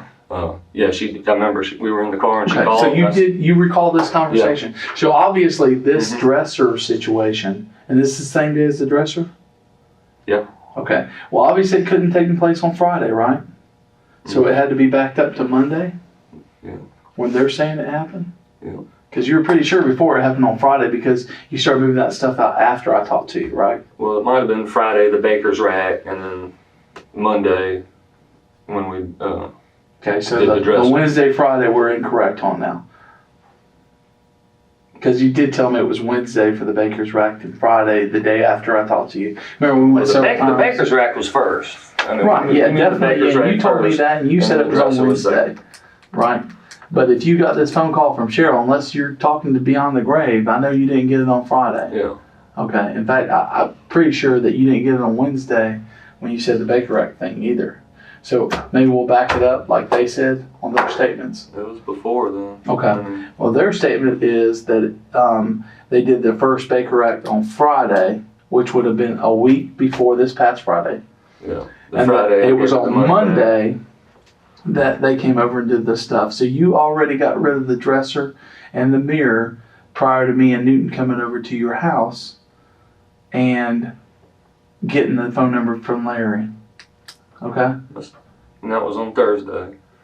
That would have been on Monday, and I came over on Thursday, correct? Yeah. Right. But they're saying we moved the dresser on Monday? Mm-hmm. So 4 days before that, you said you found the wallet the next day or that same day, right? Well, the day after y'all came over is when I moved the rest of the stuff out. Okay. And that's when, I mean, like I said, we pulled all the stuff out of the dresser. There's papers, I mean, cologne, this, that, I mean, all kinds of stuff. Put everything in the pile. You'd seen all the stuff on the floor over there by the side. Okay. Moved the dresser and mirror. And when I moved all that stuff out, that like the day after you came, I was like, I'm done with this. I don't want Larry back over here. I don't want just, and that's when I found it and moved all the rest of the stuff out there. Okay. And then he must have came a couple of days later and got some of the stuff. You see what I'm running into here, though, right? Yeah. Every time I talk to somebody, I find out the story that you're giving me is off from the dates you gave me, the times you gave me, Well, I mean, dates you gave me. I was off work. I know I was off work when we did it. Let me explain this to you, Scott. This is serious business. We're talking about somebody's death. We're talking about a murder here. Okay? And this is probably the third time I've given you this speech. We got to be precise. Okay? And when I ask you, I'm asking you every single time, are you sure? I mean, and I'm getting that assurance from you, but then I'm coming back and we're not sure. So this is probably like the fourth or fifth change that we've gone back to. You realize, I mean, work with me here. I want to try and get the truth. I want to get to the heart of the matter, and I'm hoping you're wanting to cooperate with me. I am. So I mean, all these are mistakes. Is that what you're telling me?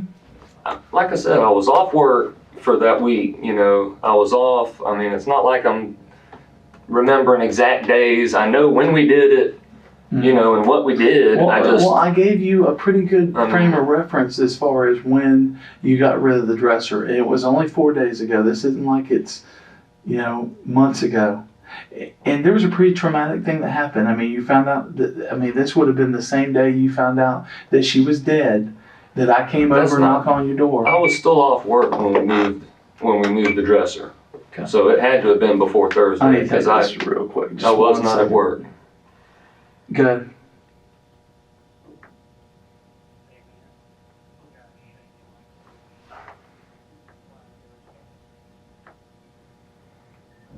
Bring him in.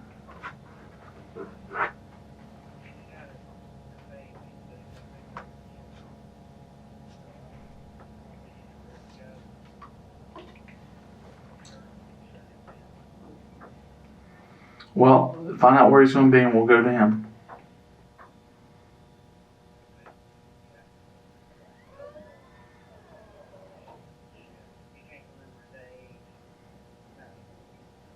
All right. Well, I'm in the middle of this talking to Scott here, so let me call you back. Okay. All right. So,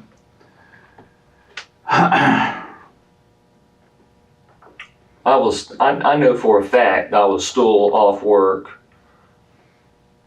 Well, the day I came over to see you, you told me you worked that day. Did you work that was Thursday? The first day I went back to work was Thursday. Because Wednesday the very next day when you're moving all this stuff, you said that's the day that you did it after work. Now, at first you told me it was during the day, and then you changed it to no, it was after work. I asked you, are you very sure? And I gave you an excellent frame of reference because I came and saw you about a murder. That to me would be a beacon in the sky. This, something you should remember for a while. Homicide investigator comes to my house, knocking on my door, wanting to talk to me about my murdered friend. I would think, it would be reasonable to me, and I think most people would say, hey, this is something I'm going to damn remember. Okay? And it was only 4 days ago. Okay? So, I gave you a good frame. I gave you a time, and I said, hey, are you sure? And we've gone over this a couple of times now, and you were pretty sure. I understand, but like I said, you're killing me here on I was off work, dude. We'd been doing some drugs. It's not like I'm remembering every single solitary detail, and if I say something that might have been a day off or a week off or do you feel like I'm trying to trap you and stuff? No, not really. I'm trying to be as upfront and open with you as I can. You're asking me if I tell you I don't exactly remember. Well, that's why I'm saying. But that's why I'm saying, are you sure? And we're getting these reminders, and that's what you're telling me. I am sure. And I really don't remember the exact days, but if I tell you that, you're still going to be like, well, that's the beacon. It's a good reference. It's only been a week or two, week and a half. You ought to remember. Right. Sure. I think a normal person can remember, especially with given a frame of reference. And you said, hey, look, I was off, but this is back to work time. This is when And there's a big difference between Monday when you're off and doing all this moving and Friday when you work all day and then you started afterwards. And that's where the confusion's hitting. Okay, so you're not getting confused about multiple days off. Hey, maybe if I had 4 days off in a row and something happened on the first or second day off and the third day off, maybe I could be confused. But you're going back to work. This is after a traumatic knowledge of finding out your friend's murdered, and a homicide investigator coming over to your house and taking. I went over to your parents' house and talked to you originally, right? Mm-hmm. And you agreed to come with me over to your house, right? Yeah. We had a long conversation. To me, that would be something sticking in my mind, a great frame of reference. The next day, you're telling me you go to work all day, and then when you get done, you move this furniture and stuff. I just remember being late, in the afternoon, right, when we went down over there off Kingsfield to run her by one of her friends, and I dropped them off. It was late in the day. It was starting to get kind of dusk. Okay. Well, just to kind of clear this up a little bit, Tasha is correct then on the time that it happened that Monday. For the baker's rack or the dresser? For the dresser and the mirror on that Monday. She said the Baker's Act and all that was on Friday of the previous Friday. 4 days before that Monday, or 3 days before that Monday. She also said that the black guy came over and bought the stuff from you. All this happened on Monday. Now I'll get another. That's the day we were. That's the day it happened. It was on the same day. And that's the same day that the last time you talked to Cheryl on. It's all the same day. Because phone records put you talking to her that Monday. And Tasha, on top of that, says, and you confirm that you received a phone call from Tasha while you're driving. From Cheryl while you're driving. She saw us three in the car with the trunk open. Right, and you talked to her on the phone. And this is all correct, right? That was Monday. Okay. I thought it was And Monday. That's the last time you've told me that you've seen your friend who is now dead and murdered. That's the last time you talked to her. Yeah. Okay, so this is all the same day. Are we clear on that? Yes. Okay, yes. We're absolutely sure. So Tasha's correct when she says, hey, I got this dresser from him on that Monday and mirror, and it was loaded up, and you sold this DVD player, black guy, the DVD player, and now a TV, and some kind of stereo booster on that day. That's all that Monday. And you have a conversation with Cheryl, and she overhears it, and you remember that. Yeah. Okay, her recollection of that conversation was an argument. You cussing that stupid whore. She thinks I owe her money. I don't owe her money. That's the gist of the conversation I'm getting from her. I'm telling you, man. Tasha's must be talking to Larry, or Larry went over there and talked to her, and that sounds like a setup because that never happened. Okay. Well, we never argued. We haven't talked to Pamela yet, but we'll talk to Pamela. Talk to her before her sister calls, because I don't want to. Well, she's at work. I don't think she's gonna.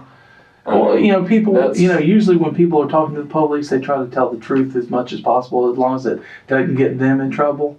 And I don't think this is going to get them in trouble. Okay? Okay, so you're saying she said that I argued and yelled at her, called her a stupid bitch. Yeah, and when you got off the phone, you were still yelling and screaming. She said the conversation was basically over you owing Cheryl money, her wanting her money. She also said that you owe a lot of people money. No?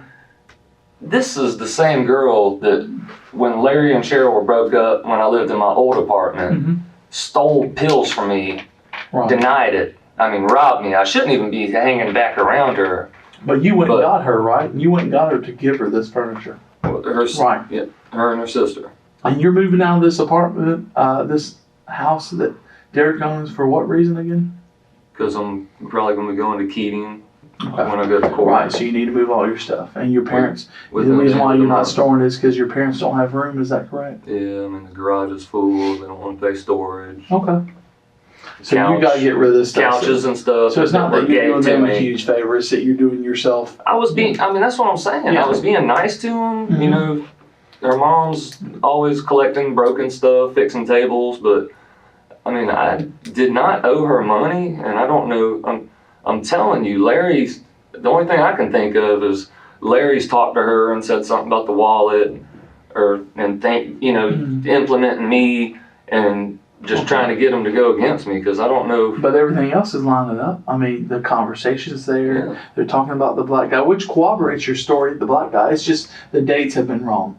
And you're telling me you're confused on the dates. So they have the correct dates. I think are you sure you're not just trying to razzle me when she said that I called her a stupid this and that? And no, this is my pad. It's all right on it. Cussing at her, he owed her money. You see that sentence right there? Have you seen me write any of this since we've been in here? No. Okay, that's what I wrote prior to coming in here. Interview, ridiculous. 3:31 at 12:30 hours. Right now it is 1:34 hours. So I started that interview at 12:34 hours. Ended it at 12:51. Oh, actually, I started the recorded session at 12:51. So, I mean, I just came from here, and that's my writing. You didn't see me write it anywhere else. Not making this stuff up, dude. I wasn't there. I mean, I'm just only going by what I'm told. Okay. Okay. So, what about this DVD player missing its power cords or connection cords? That's not true. So when I do get this guy in here, big or LB, he's not going to have an issue with that, right? We're absolutely sure of that. Yes. Okay, great. The only thing that bothers me is every time I've said, "Are you absolutely sure of that?" I come back 10 minutes later and Adam you're not got the TV sure and everything else. All I had was a DVD player left. Okay. And the DVD player, that other TV that was in the living room I was using at the time. And, I mean, I don't have any other cords or nothing. I mean, I don't know. Okay. Can't believe she said that I argued, and I just, that blows my mind, because, I mean, that... Okay, well, you hold that to yourself for a second. Let's go over this again. You said the DVD player that you gave to the black guy along with the TV, was it functional? Did it work? Yes. And you traded him for some, what? Crack. You told me powder cocaine before. Powder cocaine, crack, I mean. Well, they're not the same thing. I mean, users, they're not the same thing. Which was it? It was crack. Okay. So earlier when you told me you were absolutely sure that it was powder cocaine, you're not absolutely sure. You're now saying it's crack. Was that because you were confused or because you just didn't want to, or you didn't feel there was a difference? Well, I just didn't want to. I mean, crack. You were pretty specific. It was powder cocaine rather than crack. You never specifically. You didn't say. You didn't say. Are you sure after every single word? I mean. No, I didn't. You were, after the sentence, you said, "Are you sure you traded this for powder cocaine for cocaine?" Right. But I did go over it with you, and I did ask you. And at the end of all of it, I said, "Are you sure?" So was that deliberate? No, just. I mean. Well, I mean, you said in your mind that powder you think is not as bad, so it was deliberate. Okay, so you deliberately wanted me to think it was powder rather than crack because in your mind the powder is better than the crack. Okay.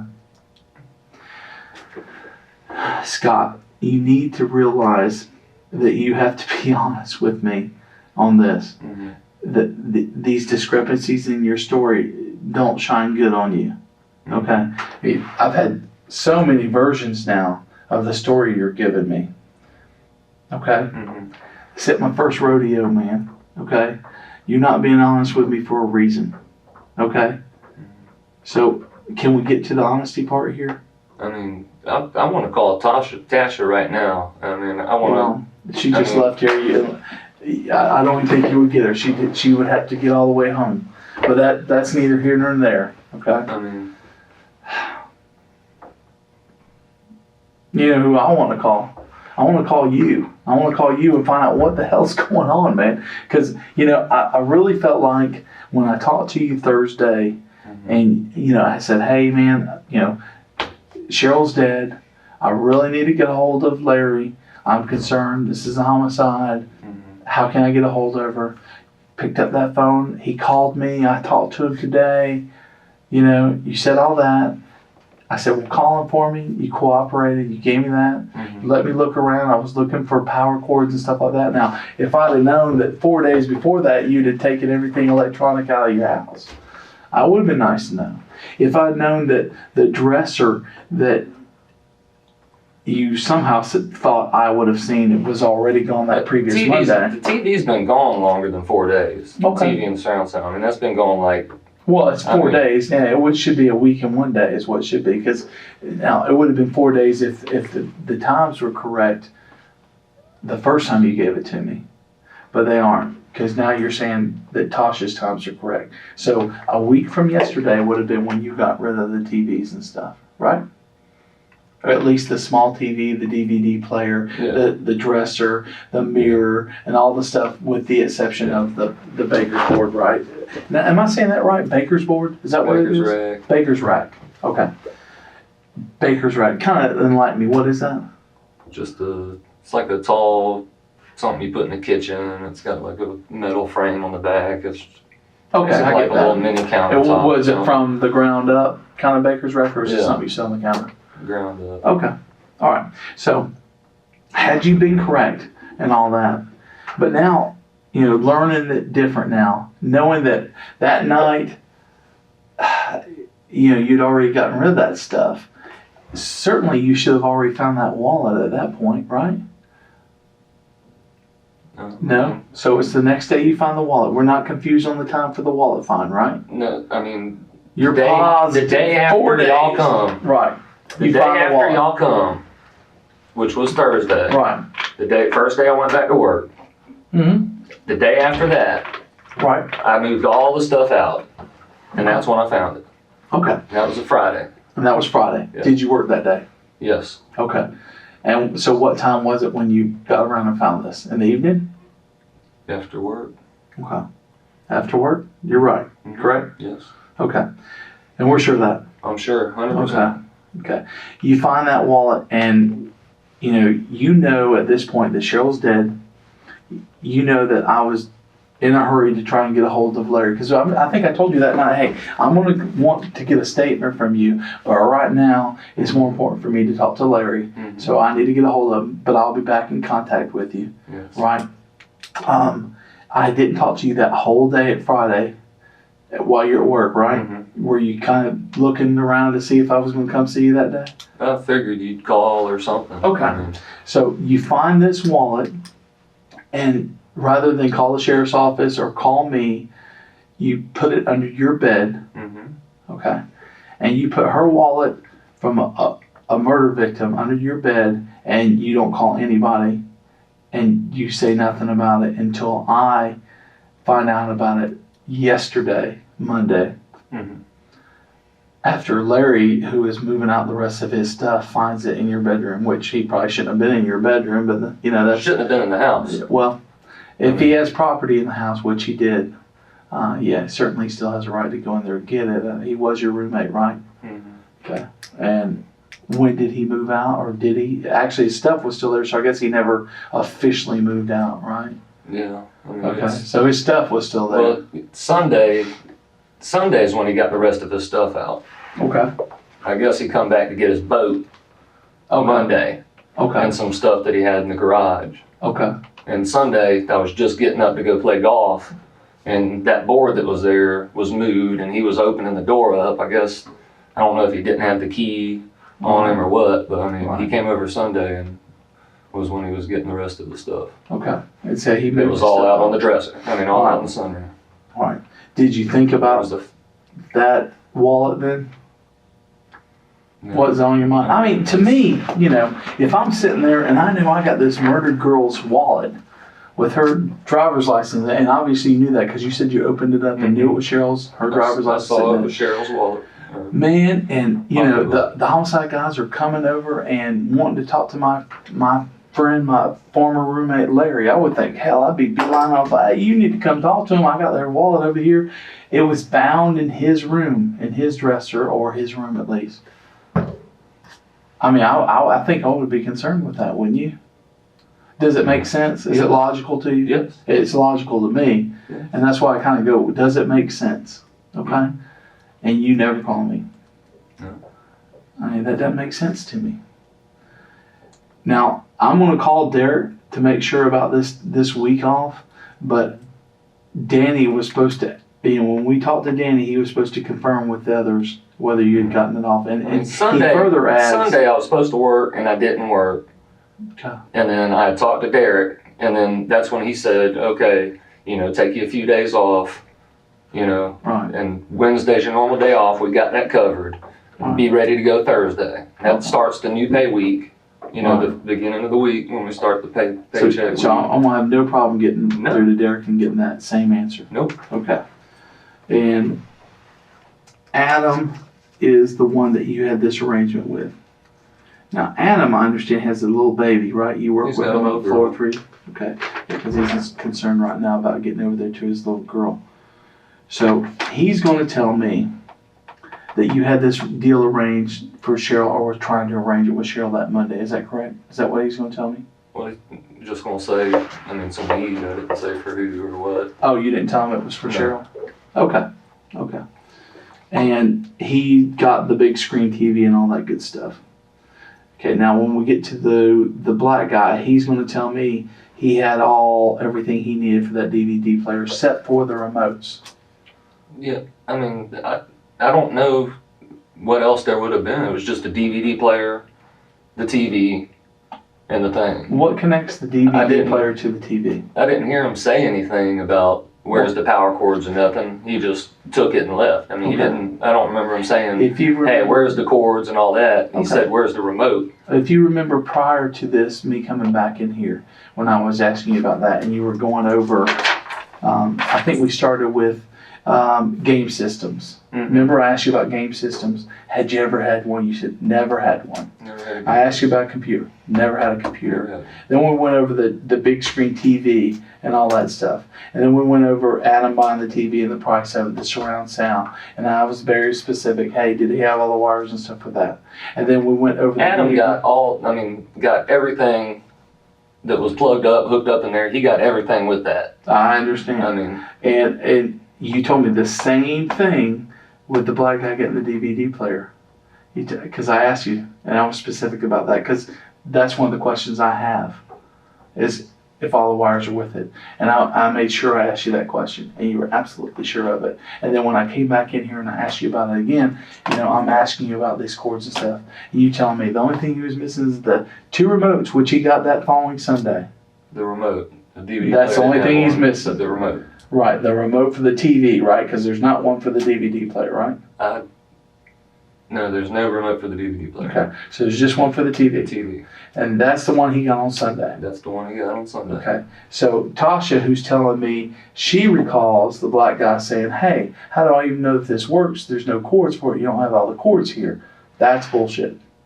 That's what you're telling me. I don't remember that. I mean, I think that's Okay. bullshit. But when I asked you about it, you said all the wires are there, correct? So Are you sure that all the wires are there for that DVD player? I don't remember. I had the cord, the plug that plugs it in wrapped around it. Mm-hmm. And I really don't remember if there was any cords with it or not. Okay. But you were sure of that before I took the break? I'm telling you, man, I think Larry's talked to her and said something about cords or something, because she's too involved and saying too much stuff. Well, I'm asking that her she wouldn't know specifically about that. Okay. And then she recalls, this was said. You know? I don't know what else to say, man. Well, you're sure one minute, you're not the next. Telling you, That's what's killing me. He's got the DVD player. Well, I don't doubt that. I traded Hell, I got a witness that says that. It for drugs. But does he got the power cords to it? You're telling me, first you're telling me yes. Then you're telling me now you're not so sure. Power cords, I thought you meant like the cord, because the DVD player's got it plugs in the back, and it's got the cords you plug in the wall. You can take that off. That's like, it pulls out. So the power cord is detachable. Yeah. Okay. And but a DVD player, for it to work, has to have some type of connections between it and the television.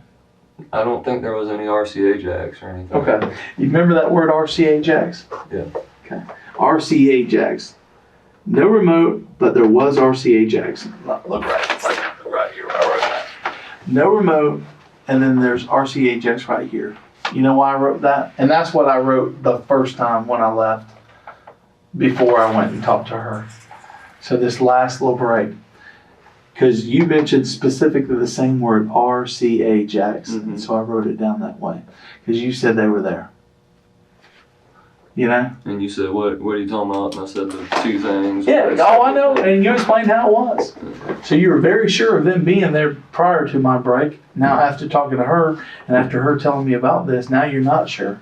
And now you're saying even further that you don't remember there being RCA jacks. When before this interview, you specifically said RCA jacks when I asked you if the cords were all there. You haven't talked to him yet and asked him? No, I haven't talked to him yet. I haven't talked to him. I just talked to her. I don't know, man. I think you're tricking me now, or trying to confuse me or something. I'm trying not to trick you. I'm trying not to confuse you.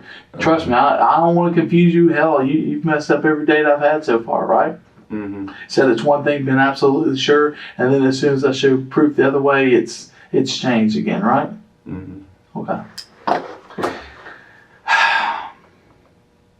Let me get a hold of Derek. Let's get that issue settled, okay? Let me call Derek real quick. So I'll be right in here. Do you need to go to the bathroom? You need some water? I do need to use the restroom. Sure. Let me get somebody over here to take care of that for you. I'll be right back. I will call Mr. Derek, and we'll go from there. Okay? Sit tight.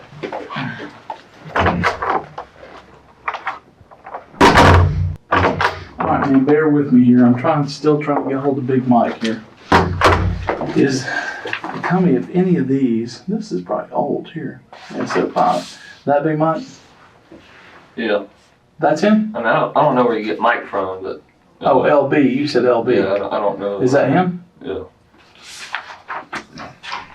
Can I open? I thought it was on another page. Yeah, there's an old picture of him. That's him though? For sure? That's not the same guy.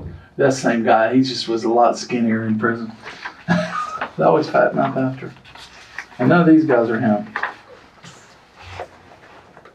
You sure it's this guy? This looks more like him. I'm not 100% sure though. Let's see what we got here. Posted as LB. This guy goes by LB. Okay. Yeah, it's probably him. That looks like him. He sure don't look the same in prison though, do they? Ah, dog. Alright, man. Alright, so you think this is going to be LB? Mm-hmm. Okay. Let me go get this mofo in here and we will get this concluded, man. Do you lunch or anything? Yeah, you hungry? You want some food? What you want? What you want?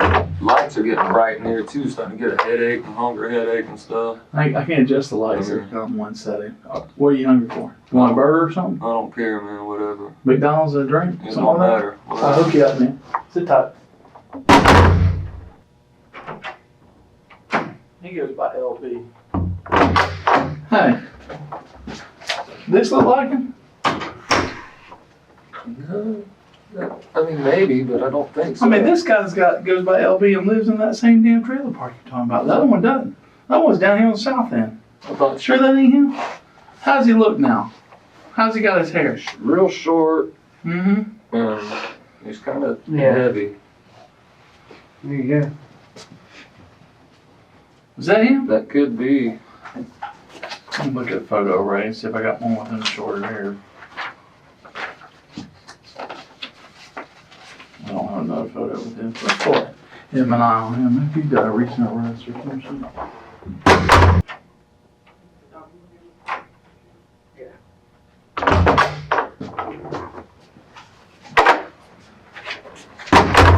Is that him?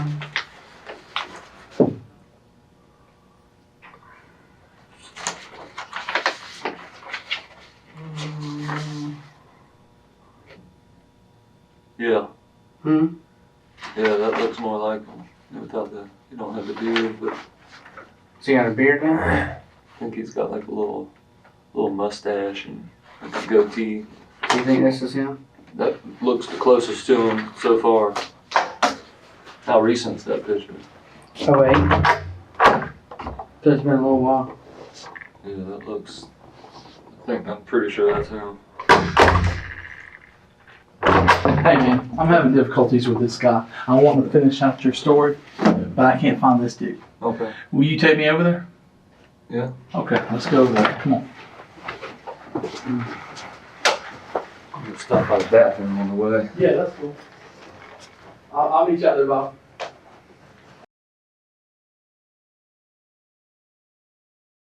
All right, Scott.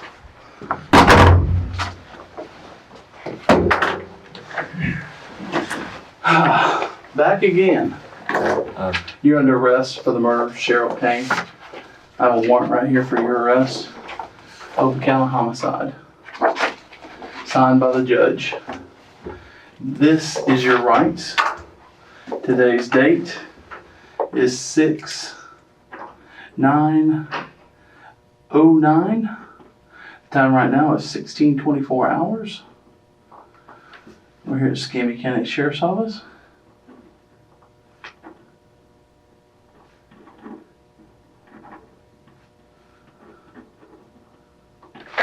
You have the right to remain silent. Anything you say can be used as evidence against you in court. You have the right to have a lawyer present while being questioned. If you cannot afford to hire a lawyer, your lawyer will be appointed for you without cost before question. If you wish to answer questions now without a lawyer present, you will still have the right to stop answering questions at any time. Are you currently represented by an attorney in any pending criminal cases? No. And that would be an A. And right here are the rights I just read to you. If I could get you to initial them, that I read those to you. I'm not signing that. Okay. You're not going to sign it that I read you those rights? Okay. Here's what's going on. I got the DNA back. Your DNA is on the steering wheel of her car. Your DNA is on the cord around her hands. And your DNA is touch DNA all over her person. Yeah. Okay? Her wallet's there in your house. Okay.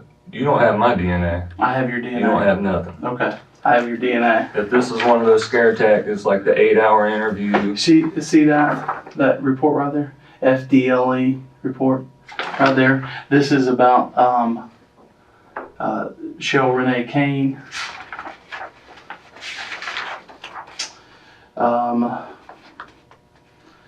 Scott Thompson is included in DNA profile 37.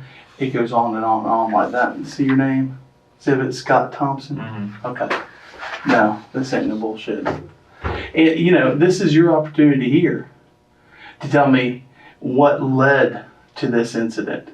It doesn't mean, I don't know exactly what happened because obviously only you and her were there. But this isn't a question of whether or not you did it or not. This is a question of why you did it or not. If you don't want to talk, that's fine. You will obviously get your day in court to explain what happened. But if there's some mitigating circumstances, she attacked you, anything happened along those lines, I need to know about it now. No. Okay. So, we're going to talk about this or no? No, I don't. I mean, you don't have my DNA. Okay. I've never been in her car. Okay. You've never been in her car? Never been in her car. Okay. And I've ridden in her car once, a long time ago. okay. Were you driving? No. Okay. Your DNA is included on her steering wheel. There's no way. Sorry. Your DNA is included on those power cords around her wrist. Now, I know we had this little thing about the DVD player that you gave to that guy, and, you know, I've gotten that DVD player, and he says you provide him with cords to it. So I don't know if these are different cords or what, but these 3-prong cords that will go into like a DVD player or something, your DNA's coming back on that and all over the person. The only thing I figured, because there wasn't no fingerprints, is that you were sweating when you did this, and maybe your sweat dropped in there, or maybe you took your gloves off and thought you were cool just touching the clothing part and that you wouldn't get fingerprints on that. I don't know. But you're saying you never drove a car, you're coming back on a car, on the steering wheel. So if you've never been in a car, that's fine. But your DNA's in her car, and that's the problem. Your wallet ends up in your house, under your bed. Now, I know you said that Larry Spears must have put that there. You found it in Larry Spears' thing. Larry Spears' phone records come back that he's in Alabama. His DNA ain't showing up anywhere on this. That's the problem. I don't have Larry Spears' DNA on our steering wheel. I don't have Larry Spears' DNA on the cords. I have yours. Okay? No. So if Larry's excluded, you're telling me you found the stuff in his room and you thought that, hey, I'll just take this and put it underneath my bed and hold it for me. Well, that's kind of a bullshit story. We kind of knew that from the get-go, didn't we? Okay? The situation is, I don't know what brought on the thing. I mean, I realized you were arguing with her that day over money or some crap. That's the information I have. But I don't think that's enough to kill somebody. If you were with her that day, this would be the time to explain how your DNA's on her. I was not with her that day. Okay. You're not with her that day, you ain't drove her car, and you didn't touch the cords, right? Exactly. Okay. Talk to me. How are you, do you own some of her clothing? I mean, have you been over to her house and done her laundry or something? I mean, there's got, you know, it don't just magically appear. And Larry's isn't there. That's what hurts even more. I mean, you know, if her wallet ended up under my bed and Larry's DNA was all over this shit, well, now I probably isn't here talking to Larry right now. But that ain't the case. Okay? All right. Now, I don't know if, you know, she attacked you, if she was pissed off at you because you owed her money. I don't know if she threatened you or what happened. But I do know she's dead. She's tied up. You're on her car. You're on the straps around her hands, and you got DNA all over her clothing. I don't understand how that happened. Now, this would be, hey, if something mitigating here, this is when we talk about it. You know, this is not that time. Well, you know, I'm going to deny. I need to know. It didn't just magically appear. And I think I've been honest with you every time we've been in here. And I've explained things as I went, what was going on. Went and told you, hey, I'm going to go talk to this person. I'm going to talk to this person. I'm going to tell you. And I came back with you each time. This isn't a mystery thing. I don't sit in here and come in here and try and tell you, hey, I got this big folder of bullshit. No, this is real stuff. I come in here and I've been straight up with you each time. Here's what I learned. Can you explain this? Now, you've backpedaled in the past. Well, you know, I showed you the phone records. You said, well, you know, I don't remember all those phone calls. Okay? Well, maybe you don't. But we got a situation here where this isn't a memory thing. You're there. That ain't the question. The question is, why are you there? Now, if you got an explanation for that, I'm willing to hear it. Then that's what I'm here to do. I'm willing to hear your explanation. Okay? Sit there and shake your head all you want, but it's there. What do I need to do to sign this? That's just saying that you understand your rights. You know you don't have to talk to me. Okay. And if you don't want to talk to me, that's fine. That's just saying you understand that I explained that to you. Okay? Let's see. You have the right to make something. Everything I just read to you right there.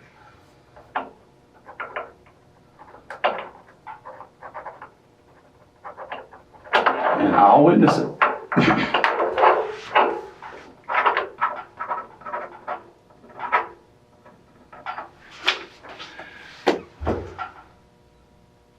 There got to be an explanation, dude. I mean, the only explanation I know of is that you killed her. Now, talk to me. Have Tell I me. been hiding? Have I? No, you haven't been hiding. You've been in the jail. I mean, you know. I mean, before that, I mean, was I No. trying But to maybe be you thought deceitful? well, I didn't think you were being totally honest with me because, you know, I kept catching little lies. Yeah. But we're beyond that now, All right. you know? So if there's some reason why you're supposed to, you know, your DNA is going to be on there, if there's some reason you forgot, this is the time to damn sure remember. This is serious business right here, right now. Okay? Yeah. I mean, No. my DNA is not in that car. Okay. And it is not on her. It is. It's not in the steering And wheel. that's what I'm telling you, it is. Now, you may be smart enough to wear gloves so the fingerprints aren't there, but apparently you took them off or you sweated down on them.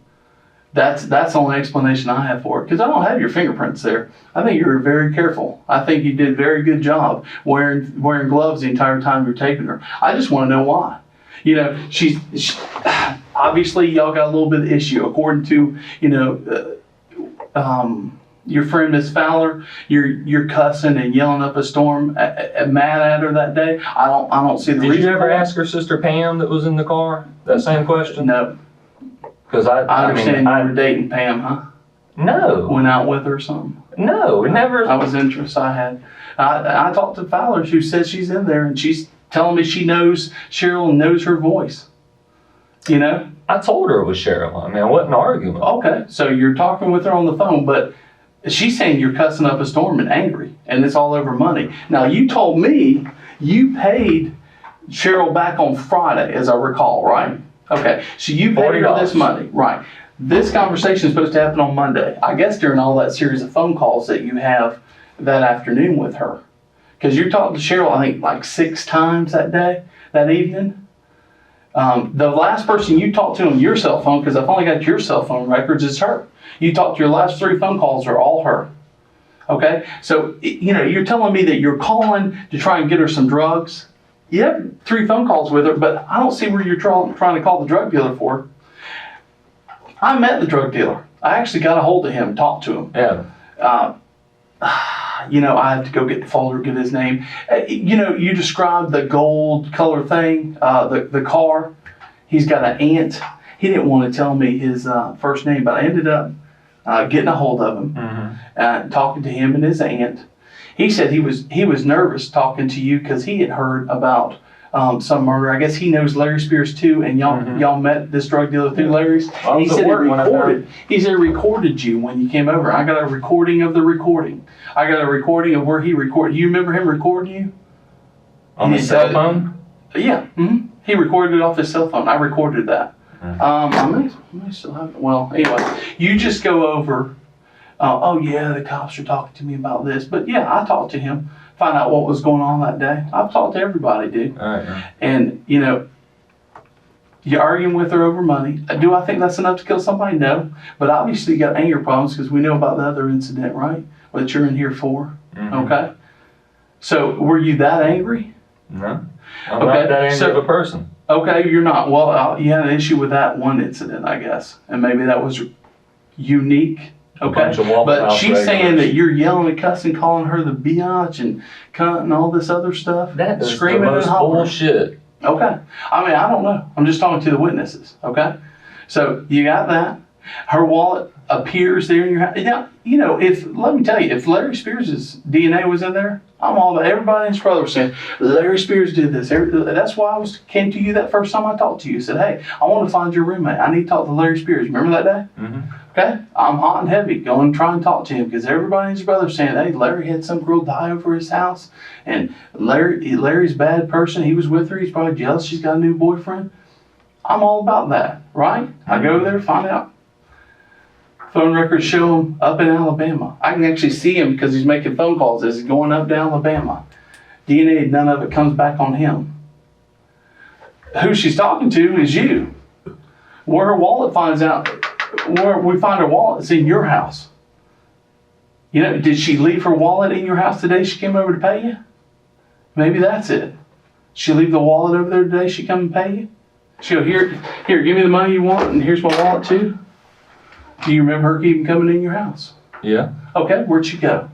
We were in Larry's room. He has a safe, like a big like blonde, kind of cream colored safe. Right. And she wanted to get in there and get some little needles out of it. Okay. Didn't tell me this the other time. So tell me about these needles. Well, that was a few days before. Oh, we talked about that day, remember? Yeah. Oh, I thought we got some details. So tell me about this day. And she just came in and got it, and that's when I paid her. So you think maybe she left the wallet in there? I don't know. My parents see it on Sunday, for sure. Mm-hmm. And the green purse. You said you've never been in her car or driven her car? No. Steering wheel, dude. Steering wheel. All right. I mean, you know, what can I say? If I was finding Larry's DNA all over this, it would be a totally different situation. But, you know, her wallet, who's seen by the family, the day that she is last seen, you know, last time they see her, she's got that wallet. She's got that little green purse. The little black wallet's with it. See them both laying on the counter. Her daddy swears up and down he saw it that day. Okay? It ends up under your bed between mattresses. Okay? Mm-hmm. Now, I know you say you found it, and don't make sense. If Larry's out of town, how'd the wallet get over there? And phone records are showing him. I mean, I'm doing tower hits. This ain't no joke. We do tower hits. I go tower hits. I'm seeing him go up Molino, head up in Century. He makes a call about 9:45 that night, call somebody, and the phone call shows him up in Alabama. Ain't no bullshit.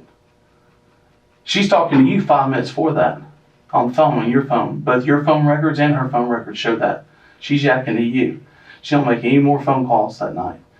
After about 9:45, she's done. No more phone calls. And then I got some ladies telling me, hey, we're over here at the bus station. About 1:30 or so in the morning, we see a car blacked out coming down Burgess Road. Pull into that Shell station.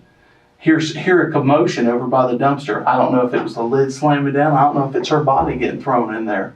Then the car's blacked out driving back up Burgess Road. So I got a pretty good time frame on when this all occurred. That night you're supposed to be home alone, doing nothing. Nobody can confirm where the hell you are. You don't make any more phone calls until the next morning. You're busy all night. I guess you were sleeping it off. Okay? I mean, that was your story, right?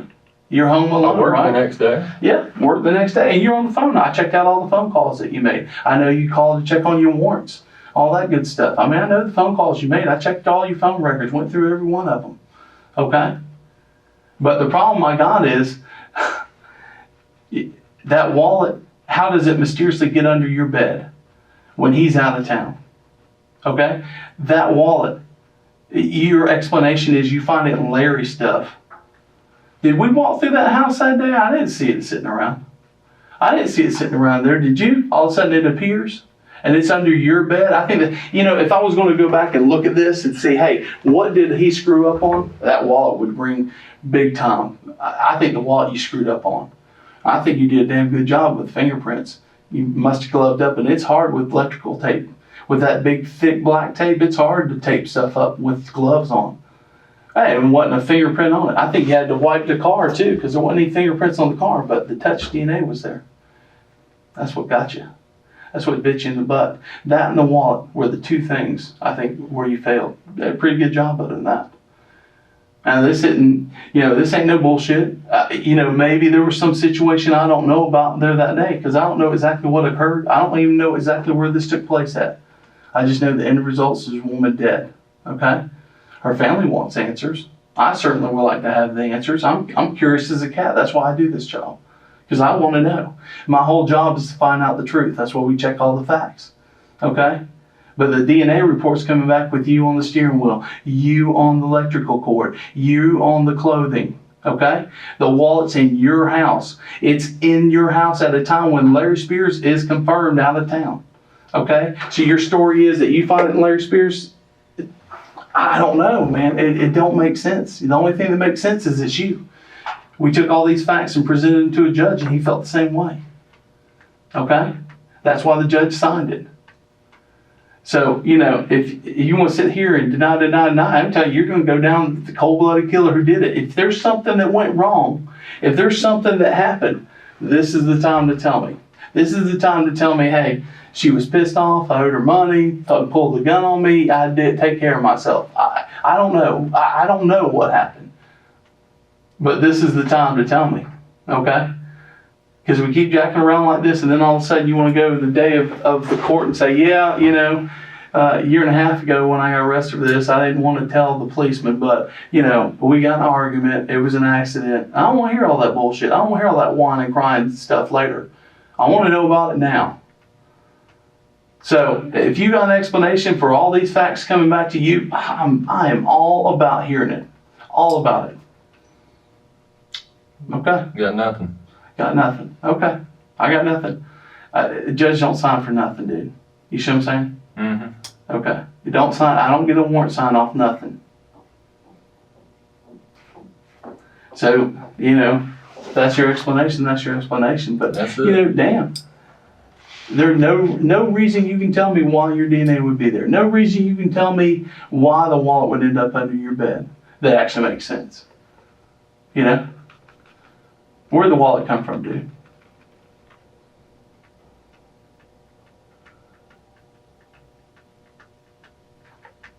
Where'd the wallet come from? What were y'all talking about on the phone all night? I mean, you couldn't have been talking about, yeah, you do have the right to remain silent. You don't have to talk to me at all, and I told you that in the rights. If you don't want to talk to me, don't talk to me. But I got questions, and the family's got questions, and everybody wants answers. Okay? If you can tell me what y'all were talking about, it can't be a drug dealer. It can't be over drugs because you didn't call nobody else to try and get her no drugs.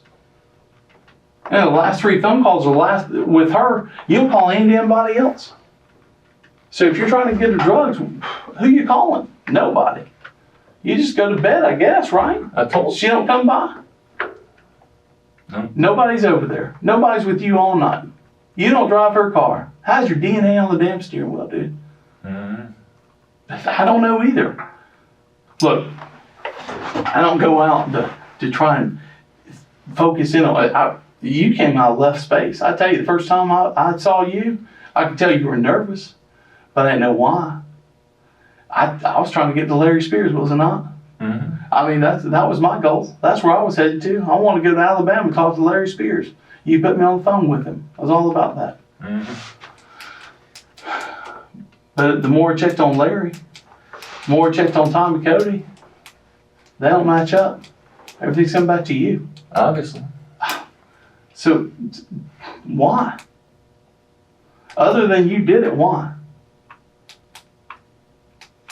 Somebody walking around collecting your skin? Trying to put DNA on you? Must be. Well, they should have collected your fingerprints. That would have been easier, huh? You're the only one that got my DNA. Okay. Me, FDLE, I don't collect that. The crime scene does, but yeah. You gave it to the courts, you gave it to me, right? Mm-hmm. That's about it. Nobody else collected any.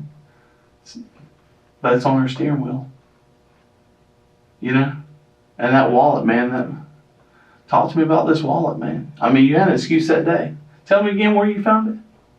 I need to use the bathroom whenever we get a chance. You can use the bathroom. You want to go right now? I'll let you go right now. Sure. Yeah.